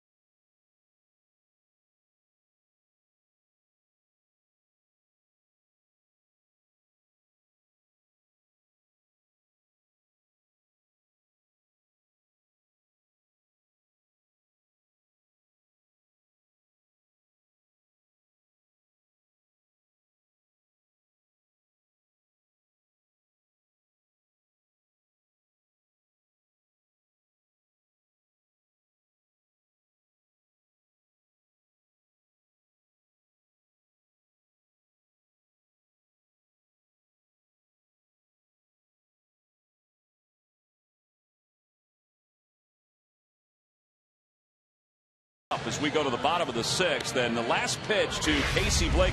Sarge, I thought this was a pretty good pitch. Well, it's where it crosses the plate, not where it ends up. And I got to tell you what, not going to be swinging when you have 2 strikes. Blake not very happy about that. You can see him screaming and yelling there, saying, come on. And he's been thrown out by Mark Carlson. Well, I don't know if he was arguing the balls and the strikes. That's just a no-no. And you're going to get kicked out of the game. Don Mattingly came over to pick up the argument. He wasn't ejected. Jeff Kellogg, the first base umpire and crew chief, came over as well. And this is back live. Mattingly's back in the dugout. He's made the adjustment to his lineup card. James Loney takes over at first. So Casey Blake's evening is complete. And we go to the bottom of the sixth. Ryan Howard will lead it off against Ted Lilly. There's James Loney. He's the everyday first baseman.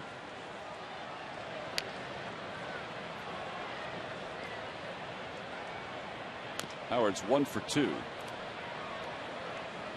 By the way, the last strikeout for Lee we mentioned was his 10th. And since 2010, he now has 12 double-digit strikeout games, which is the most in the majors. It's his 6th one of the year. You can throw that curveball the way that he's been throwing it. You know, you're going to get some strikeouts because now you have that hitter looking for some other pitchers other than something that's hard. You know, looking for that curveball. And let me tell you, that curveball almost impossible to hit the way that he's throwing it. 12-6 down to the ground.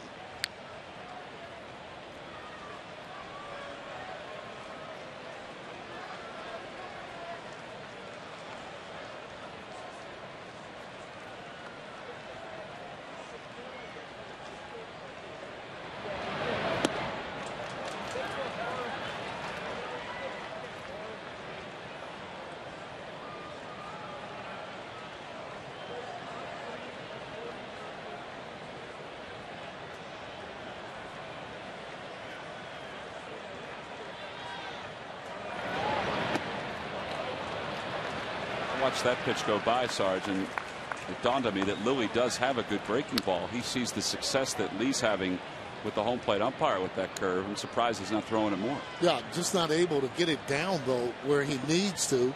Plus, once you get it where it's almost going to bounce in the dirt in front of the plate or so, that's when you get that hitter swinging at that. 3-2 the count to Howard. Third man count.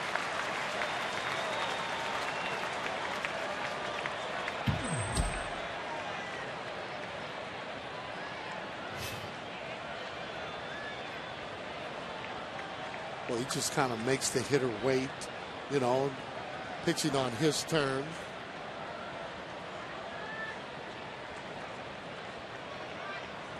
Just a little sight job, that's all.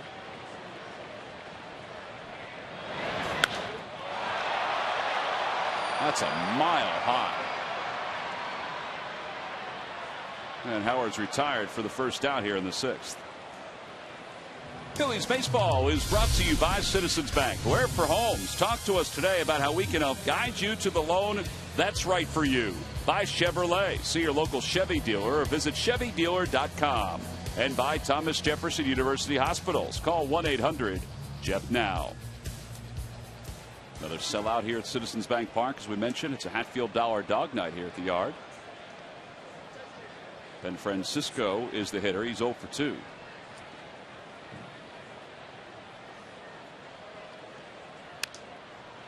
Pops it up. Behind the mound, Loney gives way to Uribe. Tonight on Phillies Clubhouse, Michael Stutz talks about his emerging role in the pen in his first day in the majors. Placido Polanco recalls the trade that brought him to Philly. And former Philly Pedro Feliz, he's across the river. He'll discuss his desire to keep his baseball dream alive with the Camden River Sharks. All this and more on Phillies Clubhouse, presented by Ransom Cat, tonight at 11, following Sports Night, right here on Comcast Sportsnet. There's Michael Stutz. He's done a good job. Good slider, good fastball. Good composure. Yep.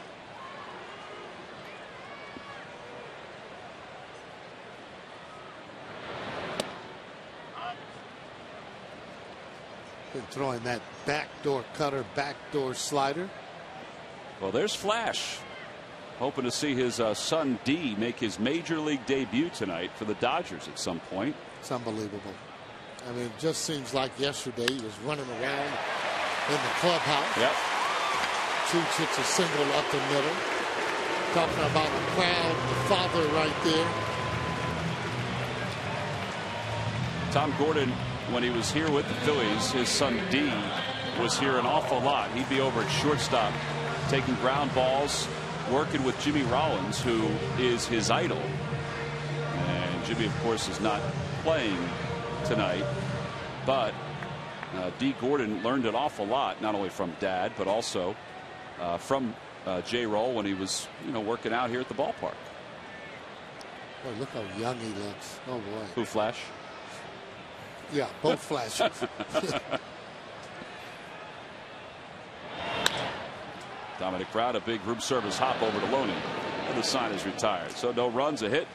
One man left. Tom Gordon sits and waits as the Phillies have a 2-0 lead. They take to the 7th.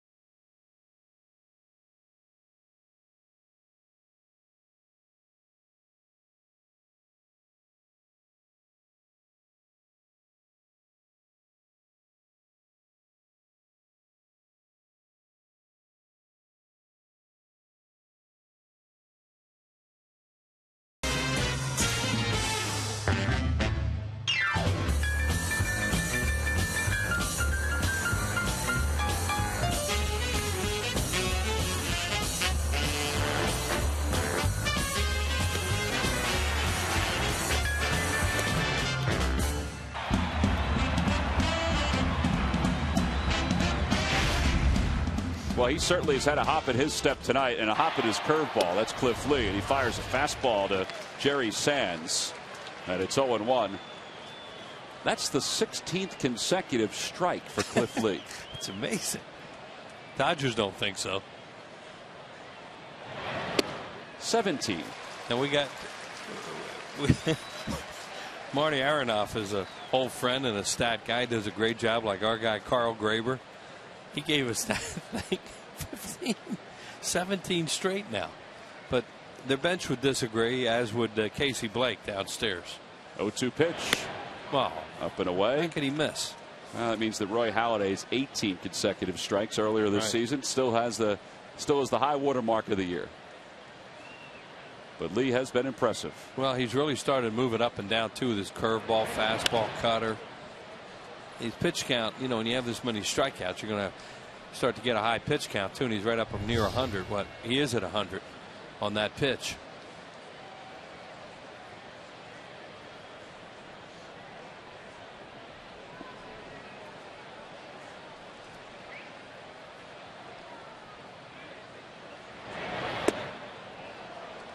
Guys that have hurt him tonight are the guys with the little swings, Carroll and Miles, and that'll happen a lot of times against a pitcher who's getting strikeouts.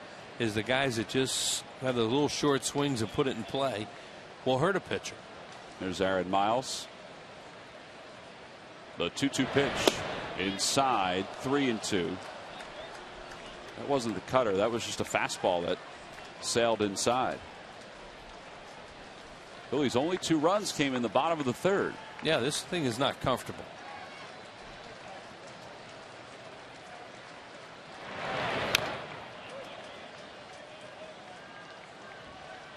Once again, they're having trouble scoring runs. Lily's done a pretty good job tonight of, just like Cliff Lee, mixing them up, like stuff, trying to hit spots. Brad Barajas waits, and then a pinch hitter for Lily, you would think. Yeah, they had bullpen action a few moments ago.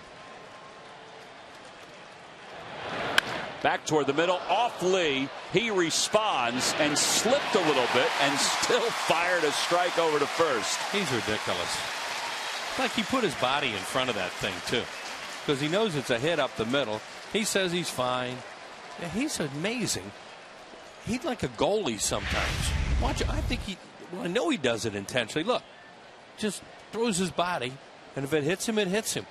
You know, he's figured, well, I'm not going to get hit in the head. I'm not going to hit in the face. If it hits me, maybe I'll get a play out of it. And then he somehow finds the ball. As you said, he slips and throws a P over to first base. He's just different. He had that ball that went off his back 2 starts ago here at or 3 starts ago here at the ballpark. That ball off the bat of Sands is a hit up the middle. Now he's going to have some stitches on that body somewhere from that baseball, because he got hit hard then. 1 away. Here's Barajas 0 for 2. A towering pop-up, playable left side of the infield. Polanco calls off Valdez. 2 away.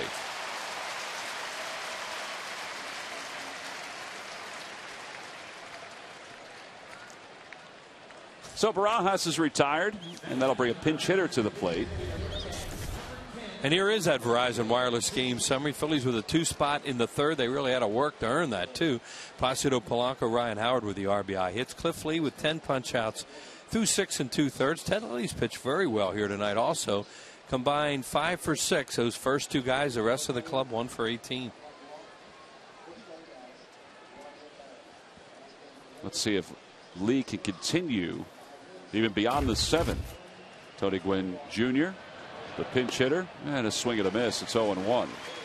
Now, the Dodgers do have Andre Ethier available as well, but you would figure with James Loney in the game at first base, they'll save Ethier for a chance to maybe tie the game.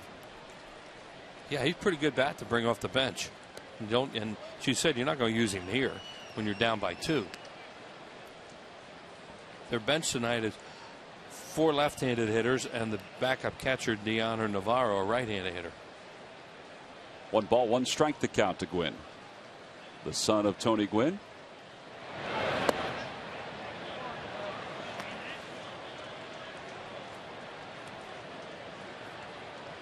Lilly only threw 88 pitches, but we've seen this before with the Phillies when they're struggling to get runs. Charlie Manuel's had to sacrifice the pitcher to see if he can get something jump started. Cutter for strike 2.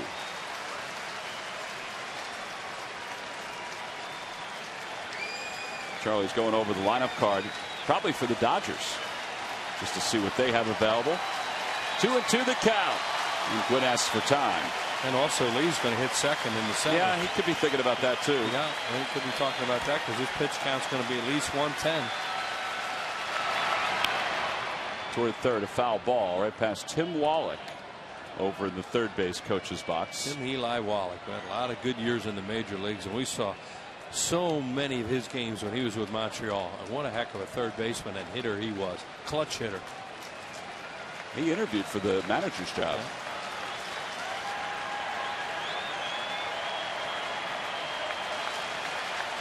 Again, the 2-2 pitch to Gwynn. Back toward the middle, a base hit. That's the 7th hit of the night for the Dodgers. There's a cutter that really didn't cut much. So back to the top of the order for LA. Well, it's time now for our Citizens 7. All the fans will receive a prize pack. These fans, courtesy of Citizens Bank. Citizens Bank with the most 7-day branches in the Philadelphia area. To find a branch near you, visit citizensbank.com. Here's Jamie Carroll, and he's hit him hard and he's hit him soft tonight and has 3 hits. Yeah, 2 infield hits and a single to center. Phillies are going to get the bullpen up. So that was part of that. What they were looking at down there too was this is probably going to be it for Lee, like it was for Halladay yesterday after 7. Michael Stutz is up and throwing in the pen for the Phils. And they want to get him through this 7th inning.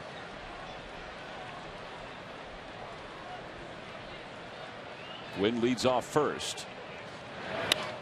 Foul over to the right, now to play, 1-1. And even if the Dodgers don't score in this inning, they've accomplished something, and that's to get the starter out after 7, make the Phillies get 6 outs at least out of their bullpen, and then they can use those left-handed hitters on the bench maybe.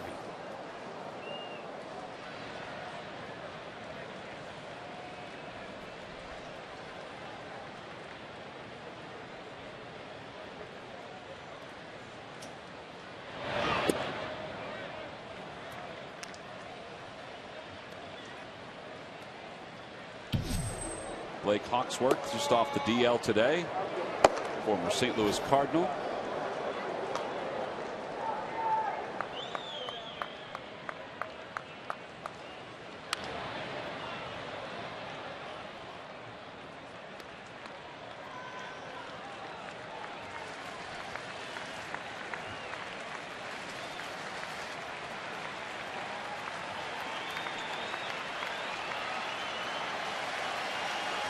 Two balls, 2 strikes, the count.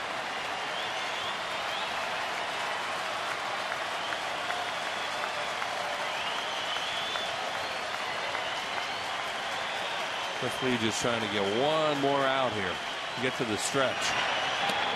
Oh. He's gotten that call a few times tonight. He tried that backdoor hook and didn't get it that time. Howard's going to play behind Tony Gwynn over at first. So he scored 2 in the 3rd. Lee trying to get through the 7th. Gwynn goes.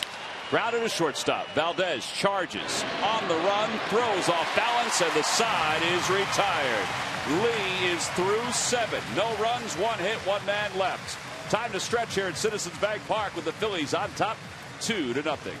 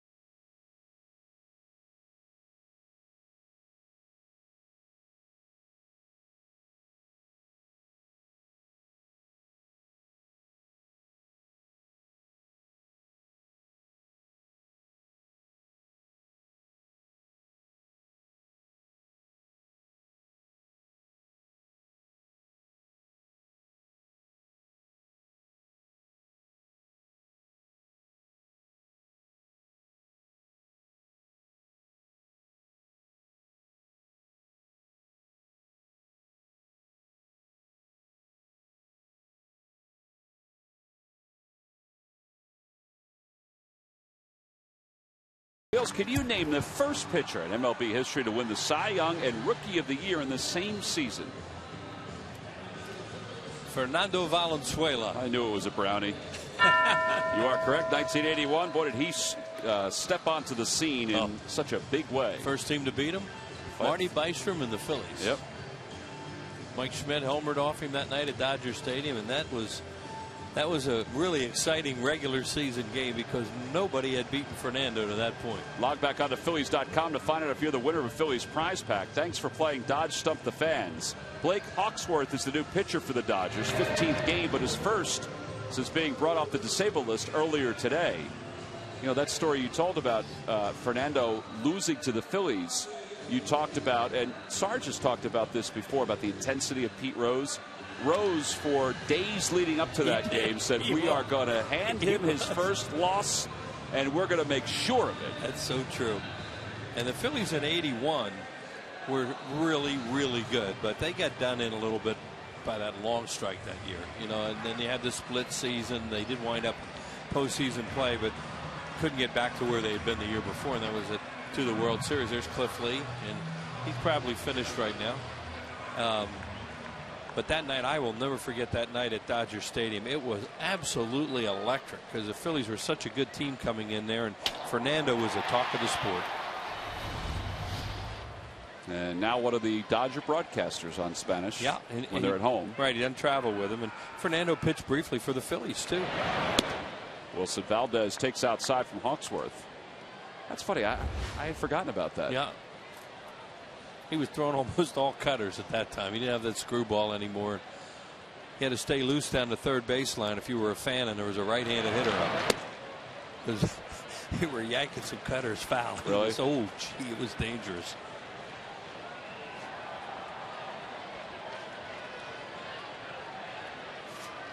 Two 2-0 the count to Valdez. Ross Glode was out in the on-deck circle, but now it's Ibanez. That's a strike, and it's 2-1. There's Raul.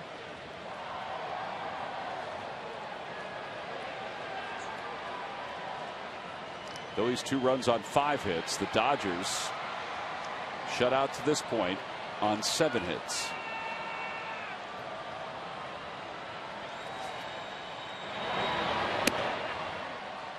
Freddie, as he was called, Fernando Valenzuela, was here in 1994. Just part of the year. Freddie? That was his nickname. Really? Yeah, guys used to call him Freddie. I didn't know that. He was really. I thought it was just Fernando. Back then, his English was getting, pretty good by that point. You could talk to him, and really interesting guy. And now Fernando has tremendous grasp of the language. So whenever you get to see him in Los Angeles, he's fun to talk the game with. And Bastardo gets up. There was a point, I think, in Major League Baseball where if you wanted a guy to win a game for you, Fernando might have been the guy. Maybe the first 10 years of his career. Oh, he was so good. And pitched innings. And I think he had like 20 complete games one year. 3-2 the count to Valdez to lead off the 7th.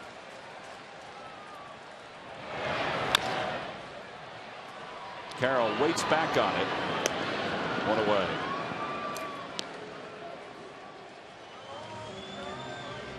Well, the Dodgers will be here tomorrow and Wednesday here at Citizens Bank Park. We talked about the size of the crowd tonight. Well, if you want to be part of the crowd tomorrow and Wednesday, there are some seats still available. In fact, you go to Phillies.com right now. You can make a purchase to come see the Phils and the Dodgers. Limited seats.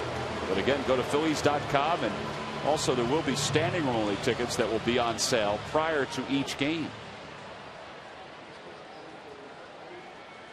Well, Cliff Lee's night is officially done. 117 pitches, 80 strikes. Ibanez tonight off, 242, 8 homers, 30 RBIs. Kind of wondered who the 8th inning guy was going to be tonight, and it looks like it's going to be Bastardo. Think about it. It could be to ward off those left-handed pinch hitters that we talked about, particularly Andre Ethier. That's the guy they're worried about, that they would like to keep on the bench.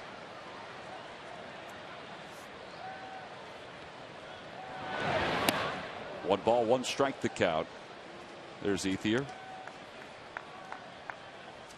He's had a good year, but as we mentioned before, just hasn't hit well against left-handers.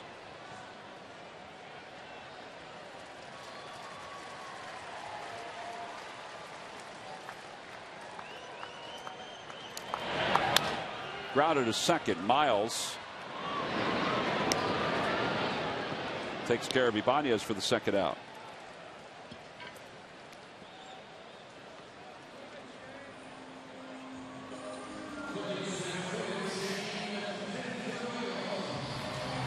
Ethier overall hitting .325, and he's only had one pinch hit appearance this year because he's played so much for the Dodgers. In fact, he's played 59 games. Well, he had that long hitting streak and sat out one game during that streak, I think, and then came back and that's right, and hit after that. Victorino's the hitter. Takes at the knees.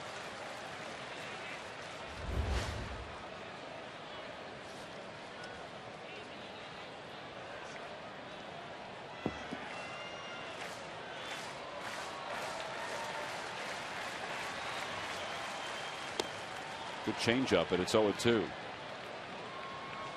Figure at some point, if the Phillies get the game where they want, he's going to face Madsen, and he's 1 for 9 off Ryan lifetime with 2 walks. Is Andre Ethier? There's Madsen. I just think it's going to come down to something between those two. Victorino slices it to left. Tim's very hesitant, but makes the catch, and the side is retired. Phillies go down in order in their half of the 7th. Antonio Bastardo will pick up for Cliff Lee when we come back in the 8th.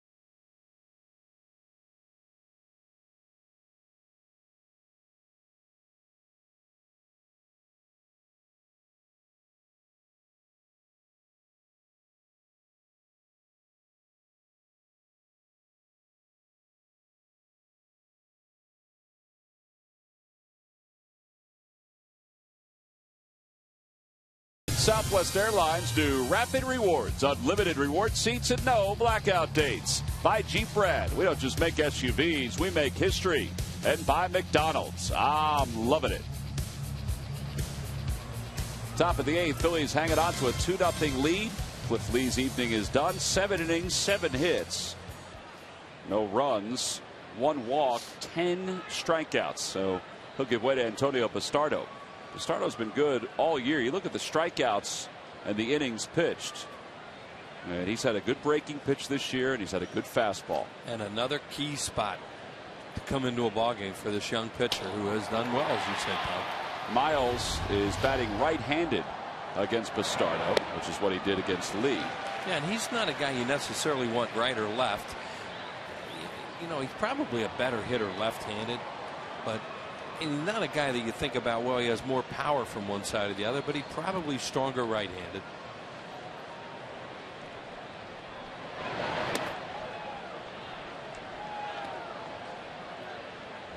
Tonight he's 2 for 3. So we're trying to think of the matchups, why you'd use Bastardo here as opposed to Contreras or and we'll find out later.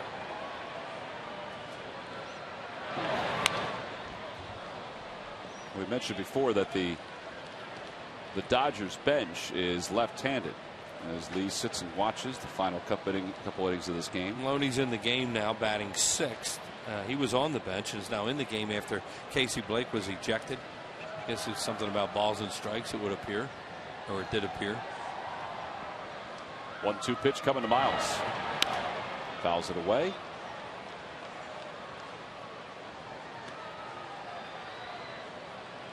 Every time the Phillies retire the opposing team 1-2-3, Comcast will make a contribution to Phillies charities. Phillies baseball is brought to you by the Xfinity HD Triple Play, your complete lineup for digital TV, lightning fast internet, and home phone. Cliff Lee did that once tonight. That was the sixth when he struck out the side. Dodgers have a very different bullpen too than we're used to all those years. The Phillies were battling. They would have Cuo out there, that nasty left-hander, Broxton, of course. Now they have a lot of young guys. Plus the veteran Mike McDougal, who's warming up right now. Don't have a true closer at this point. Broxton on the DL. Fly ball foul and out of play. Yeah, looking at their roster, I thought McDougal would be the closer because he's done it before. And you see the ERA for the Dodgers bullpen, the highest in the National League. Yeah, they have one left-hander out there, and Scott Elbert, and he's another real young player with not a lot of experience. Swing and a miss. He got Miles. Ruiz did not make the tag. One away. Good slider. That's the 11th strikeout for the Phils tonight. Miles was really battling Antonio out there with fastballs and breaking balls. Finally throws him a disappearing slider in the dirt. So you either have to throw to first or tag him. And as Tom said, he missed the tag, so he's got to throw it to first. Here's Marcus Timms.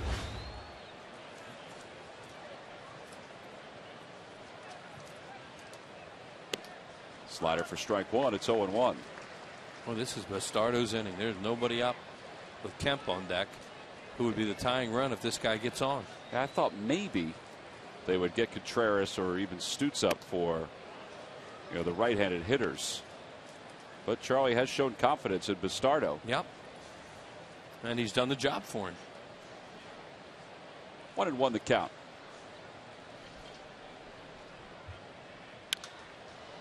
Fly ball to left, playable for Francisco.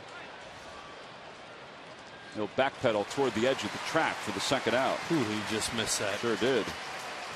That's what Cliff's in there saying, ooh, that went up fast.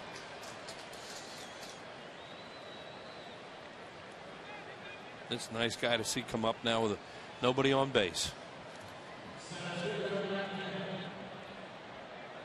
Lee certainly handled Kemp tonight. Kemp was 0 for 3 against him. He got him twice with strikes. Cliff did a great job mixing it up with him and really getting him with break curveballs, slow stuff.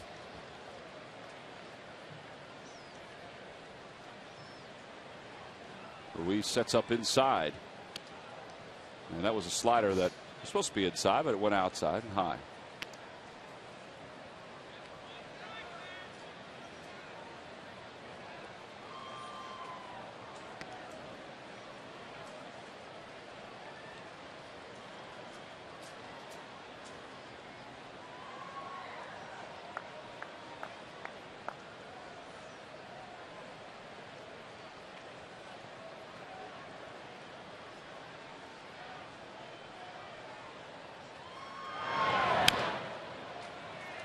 Back-to-back sliders now. Well, the Phillies trying to win here and gain a game on the Marlins if they wind up losing to the Brewers, and a half game on the Braves. Cardinals are off tonight. The Phillies have the best record in the National League. Best record in baseball by a few percentage points over the Cardinals.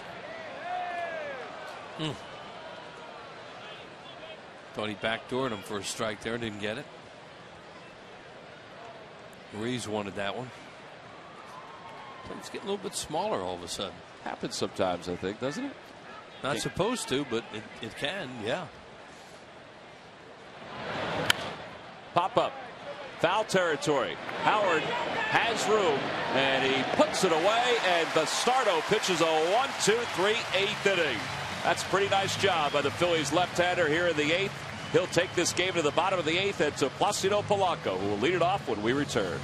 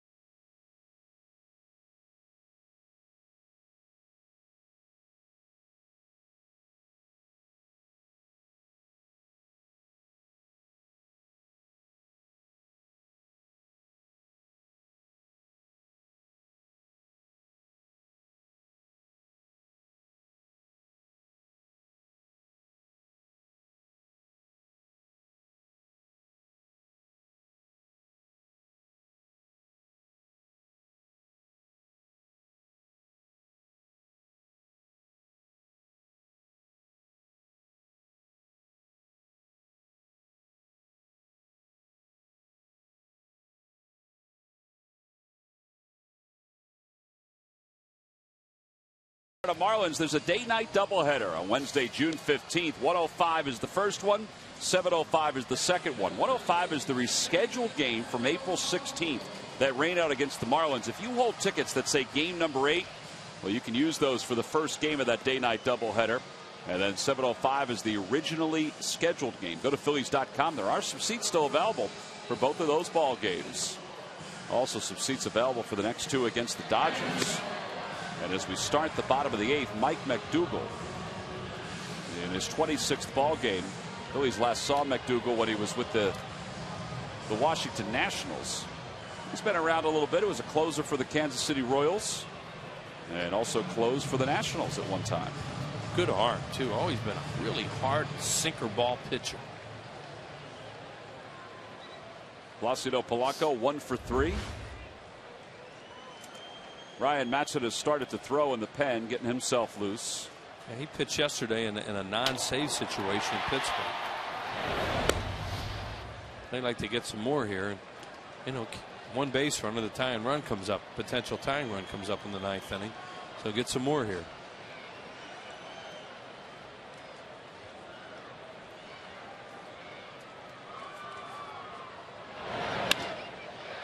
Liner to center, and Matt Kemp is there. Boy, that really spun at the last moment.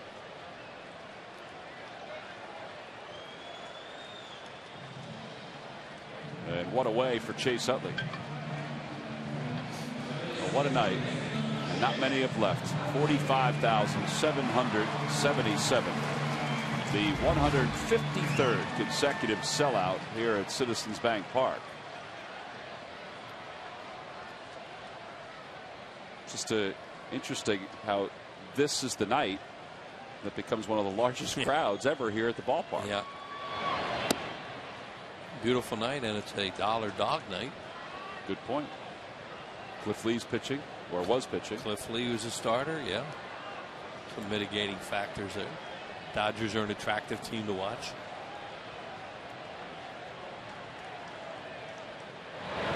Davies back in town.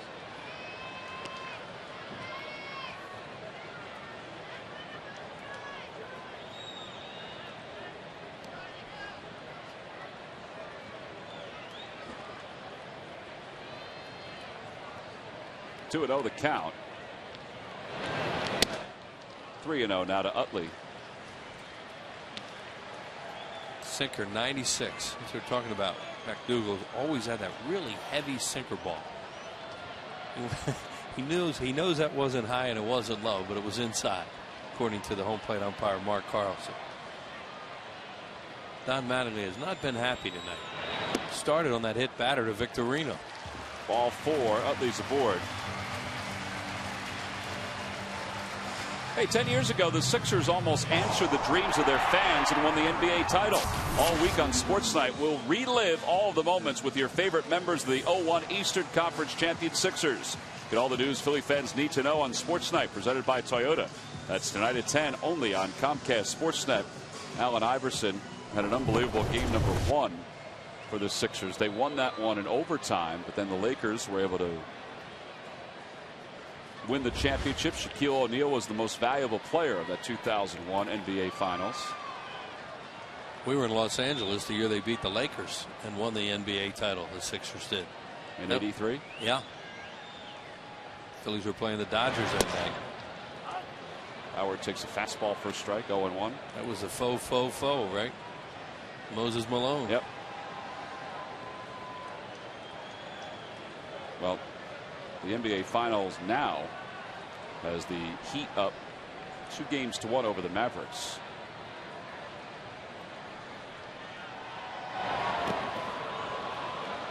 That was a swing, and I think it hit him, and then it shot over toward the dugout. So what that means is it's a wild pitch. Right. But it hit Howard. Yeah, but he swung. Yeah, right, exactly. And he swung at it. But no, well, if it hit him, it's a dead ball, so he's got to go back to first. Now the umpires will confer about that. Yeah, I mean, he took a full swing at it. Right. But it definitely hit him, unless he turned his ankle. No, it definitely hit him. So they'll move Utley back to first. If they'd have put Ryan Howard on first base right now, half that bench might have gone. You know, there it is. He swings at it, then it hits him, so it's a dead ball. It bounced and hit him in the shin. Yeah. Can you imagine if they hadn't called that a swing? Or if they would have let Utley stay at second. Oh, my. Here it is again. Doesn't matter that it hits him because he swings at it. Right off the shin. That has to hurt twice as bad because you swung. Right, you were fooled first. Yeah, I mean, you know, at least you'd had a hit batter. You'd been at first base. 0-2 the count to Howard. He was trying to get started early on a sinker, and he got a slide ball. A true back footer.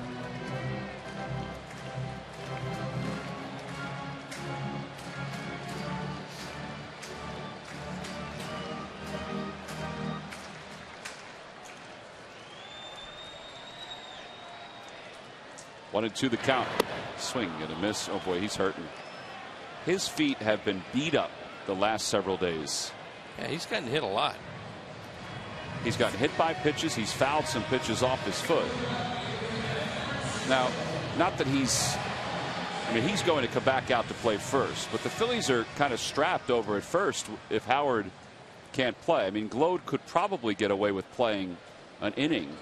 But Charlie Manuel said the other day, if he has any issues at first, it'll be Valdez or Utley if Glode can't play. Right, because Mayberry was a guy that would fill in there at first base if they needed somebody. And he's not here. Ryan Howard's tough, though. That's one of the many things about him. I think him just shaking his head like, you got to be kidding me that I would do that. Another throw over. And it did appear to hit him on the shin, too, yeah. and that's painful. And Glode is back. He was away on his paternity leave for a couple of days. His wife gave birth to a little girl. Congratulations to Ross and his wife.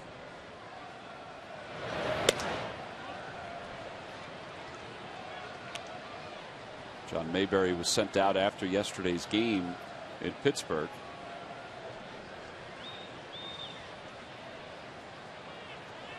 He had a yo-yo weekend. Got a hit, though. Yeah.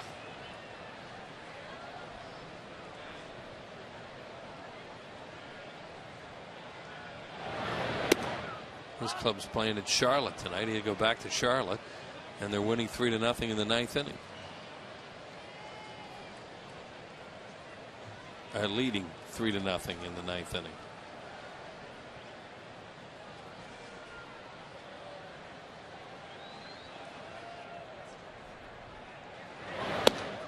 on the outside corner, 1-2.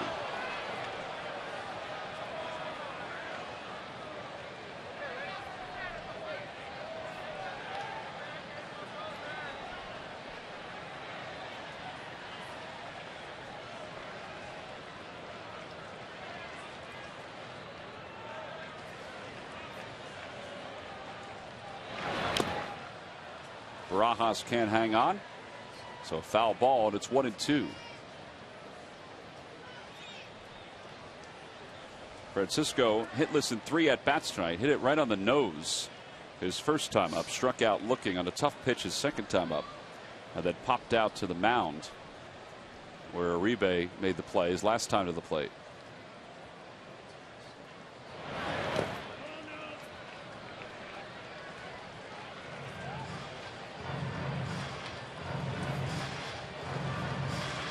Look ahead to the Dodgers in the 9th inning. Uribe leads it off. Then Loney is in the game in the 6th hole. And then Jerry Sands, a right fielder.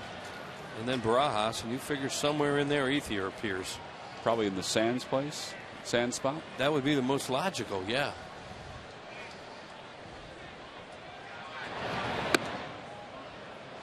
Try to fool him with a breaking pitch. It was high and in. So 3-2. Utley will be off and running on this pitch. Are they going to hold him on? Yes. That's an important run for the Dodgers. They don't want it to go to 3 on a run scoring double if they can keep him a little bit closer at first, so they'll hold him on. And they throw over just to make sure he stays close.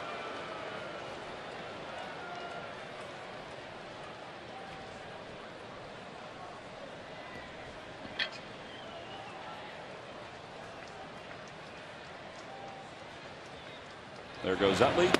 Pitch nearly hit him. Ball 4. Francisco is on. Utley at second. 2 walks in the inning for McDougal. I wonder about that pitch too. You know, this guy's out pitch you think would be that sinker, that heavy sinker. And he just threw him a 3-2 breaking ball, not even close, and puts another runner, a potential run in scoring position with 2 outs.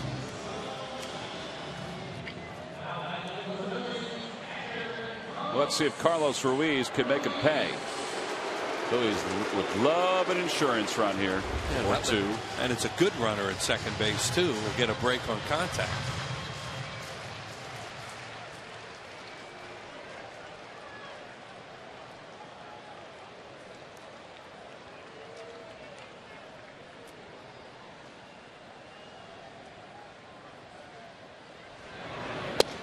Fastball at the knees, 0-1.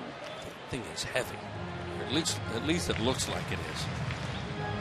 95 sinker. Hitters don't like that.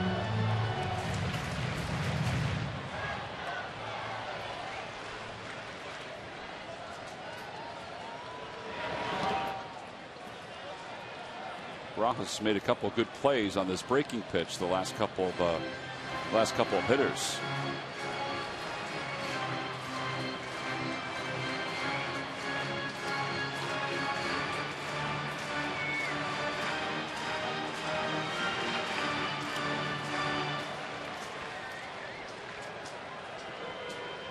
One ball, 1 strike the count.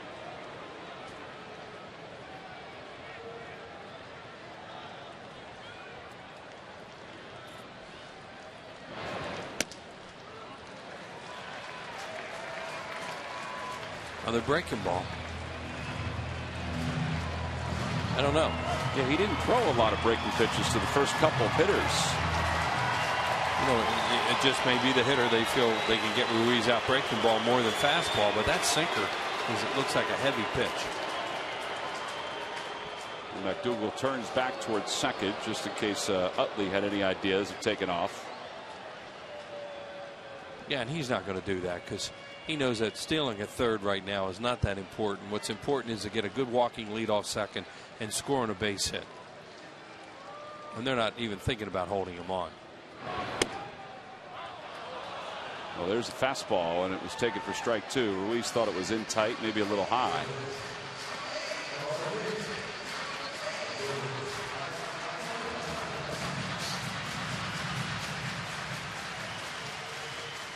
Ruiz got a lot of big hits against the Dodgers, hasn't he, in postseason and regular season?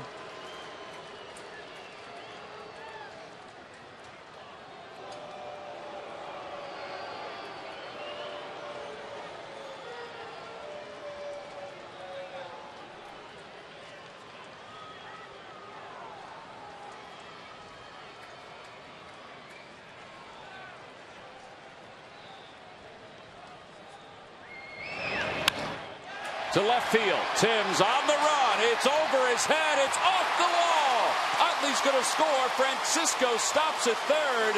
It's 3-0 Phillies. He just turned on a breaking pitch.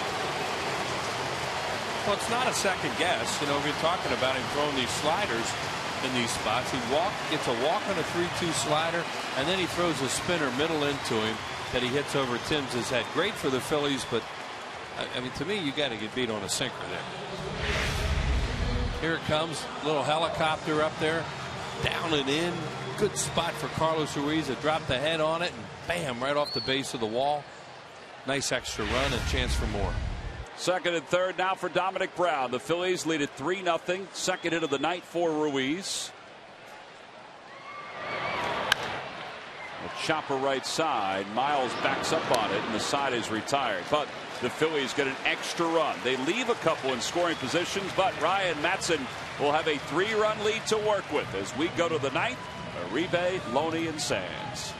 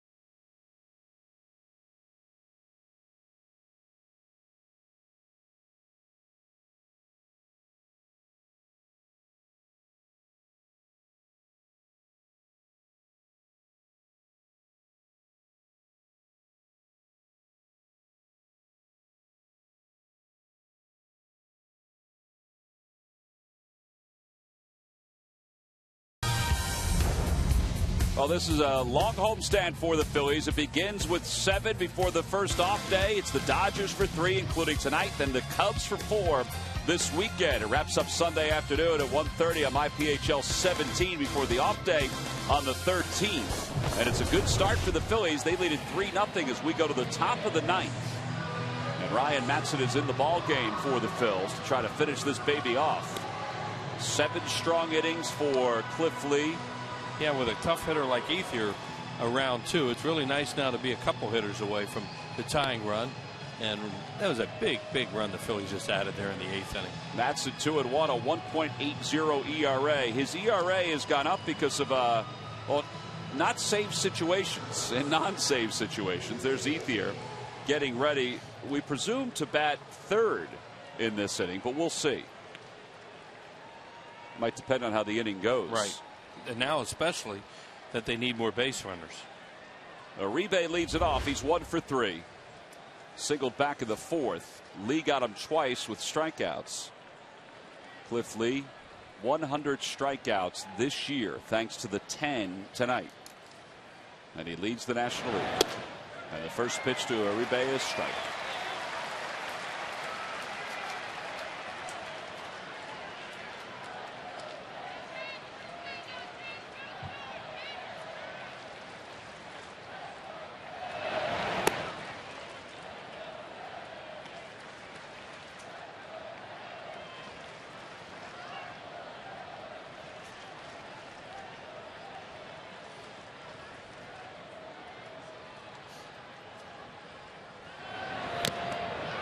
Threw him a cutter. And he pulled off on it. As we mentioned, that's what he does. It's 1-2. Yeah, that's his stroke. Bail and wail. Uribe last year hit 24 home runs for the Giants. He was a big reason why they won the National League West. Sure was. Signed a 3-year deal with the Dodgers. The 1-2 for Matson. To right field. Not deep. Here comes Dominic Brown. It's going to drop in front of him. As we said earlier, when he hits a ball to right field, it's an accident. And that was a jammer right on his thumbs, and he floated into right field. Well, here comes D. Gordon. He'll make his major league debut as a pinch runner. And there's Flash, all smiles. Must be what a thrill for Tom Gordon, huh?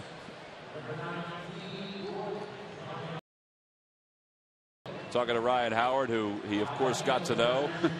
There's Tom. I think Tom's wearing his 2008 World Championship ring, sitting in that first row. Now you have to keep an eye on Gordon. He can fly, and Matson knows that. And then you can't worry too much about him because you have a 3-run lead. You know you have to worry about the hitters right now and get outs. And if he steals second base, James Loney hitting for the first time, takes outside 1-0. And you know the odds are, unless it's just 100%, whatever that is, that you know that you don't run here because you're down by 3. Gordon 166 stolen bases in 4 years, counting this year, 22 at AAA. And he's just missing off the outside corner. Loney's numbers against Matson for his career.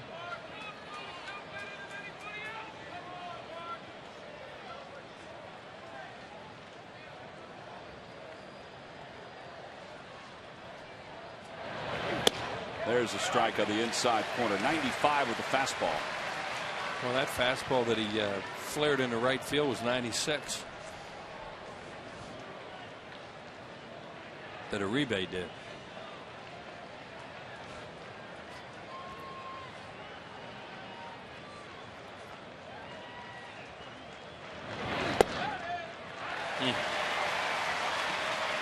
Took a couple miles off that.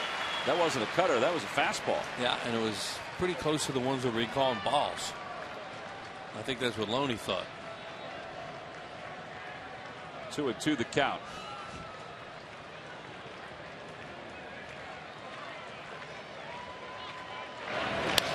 Line drive over the head of Utley into right center field. Gordon's around second. He'll fly over to third.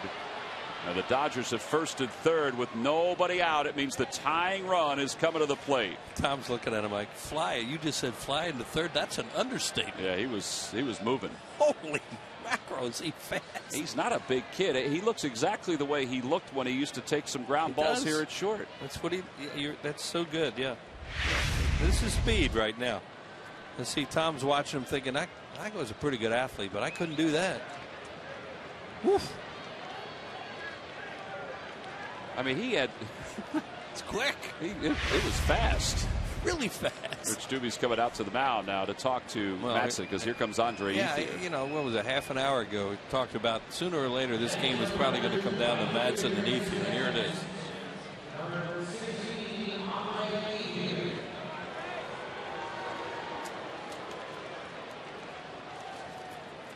Ryan Matson has 12 saves this year. A couple have been difficult, but for the most part, he has had a very comfortable time closing games out. I mean, he's been dominant. Riccone Cut, the pitching coach, talking with Don Mattingly, projecting that the Dodgers could tie it here in the ninth. How big was that run in the 8th inning now? It was a whopper. So Gordon's over at third. Now Phillies don't have to play for a double play here. They'll play back. If they get two, that'd be fine. But what they want is an out to get the momentum out of this rally. So a force out is fine. Let a run score. You have a runner at first and one out. If you're lucky enough to get two, that's icing on the cake. Ethier's hitting .325 this year with 5 homers and 28 RBIs. And he hits one towards short. That could be 2. Knocked down by Valdez. A run will score. They'll get 1. That ball was scalded by Ethier. It was scalded and it's spinning like crazy, too, off the bat of a left-handed hitter. But they got just what we talked about. They get a force out. Tom's happy. His son's first run of his career. I figure he's going to score a few more runs. So they get the out. Run scores. And the force is in order. So this really, it could have been 2, but it's spinning like crazy when it hits that turf. And actually, Wilson does a very good job of blocking that so that nothing worse occurs. Or that it doesn't keep on going forward. Yeah, anything could have happened there. They could have 2 on, nobody out. Barajas tonight is hitless in 3 at-bats, but he is dangerous. Fouls the first pitch away. The last position player for the Dodgers, Deanna Navarro, is in the on-deck circle. He's the backup catcher, or one of the catchers. There he is.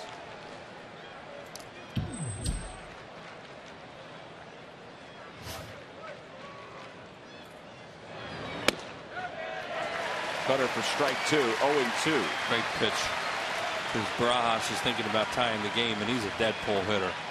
So you're going to pitch him away like that, he might just turn one over. They're going to guard the line, too, here late in the game with Polanco and leave the hole open on the left side. And Juan Samuel signal to the outfielders. Play back. Cut off the gaps. In the dirt, 1-2, blocked by Ruiz. Yeah, they'll give that sign a lot of times where the coach will just go over your head like that. They'll put their hand over their head saying, don't let it go over your head. Good job, as Tom says, blocking now on a changeup.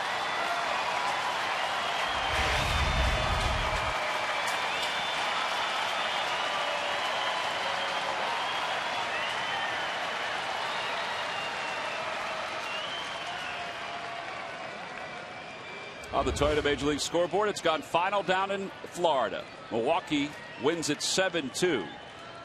Milwaukee is 20-6 in their last 26 games. Meanwhile, the Marlins have lost 5 straight. That helps the Phillies, particularly if they can win here tonight. The 1-2 pitch to Barajas. Outside, 2-2. Navarro, the guy on deck, the switch hitter. Remember him in the World Series in that last inning, getting that broken bat hit to right field before the final strikeout of Hinsky. Yeah, that was kind of annoying. It was tense.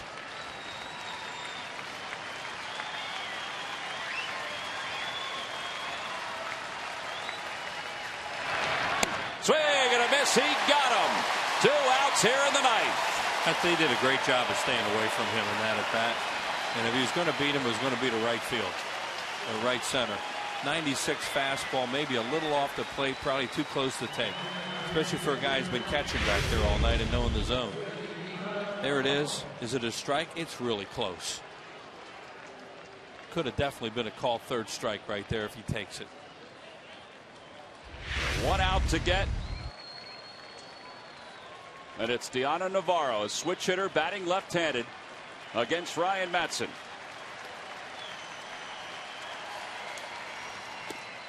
Tries to hold on a change. He did, according to the third base umpire, Tim Timmons. Navarro, 11 hits in 55 at-bats.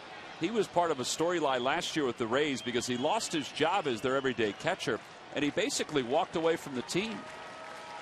You know, they wanted him to stick around during the postseason just in case they needed him. And he decided not to. He just left. Wanted to see what the Phillies decide to do, too, here, where they want to hold the runner on at first, and they're kind of playing half off it. There's Ryan taking the hole away, because you still have a 2-run lead.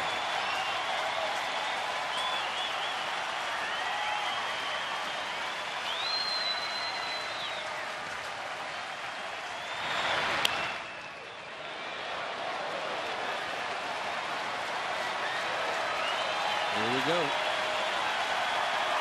45,777 coming to their feet.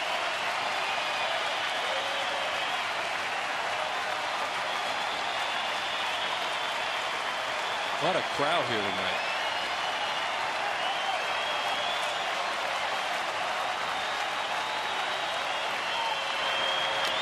Got him. Ruiz hung on to it.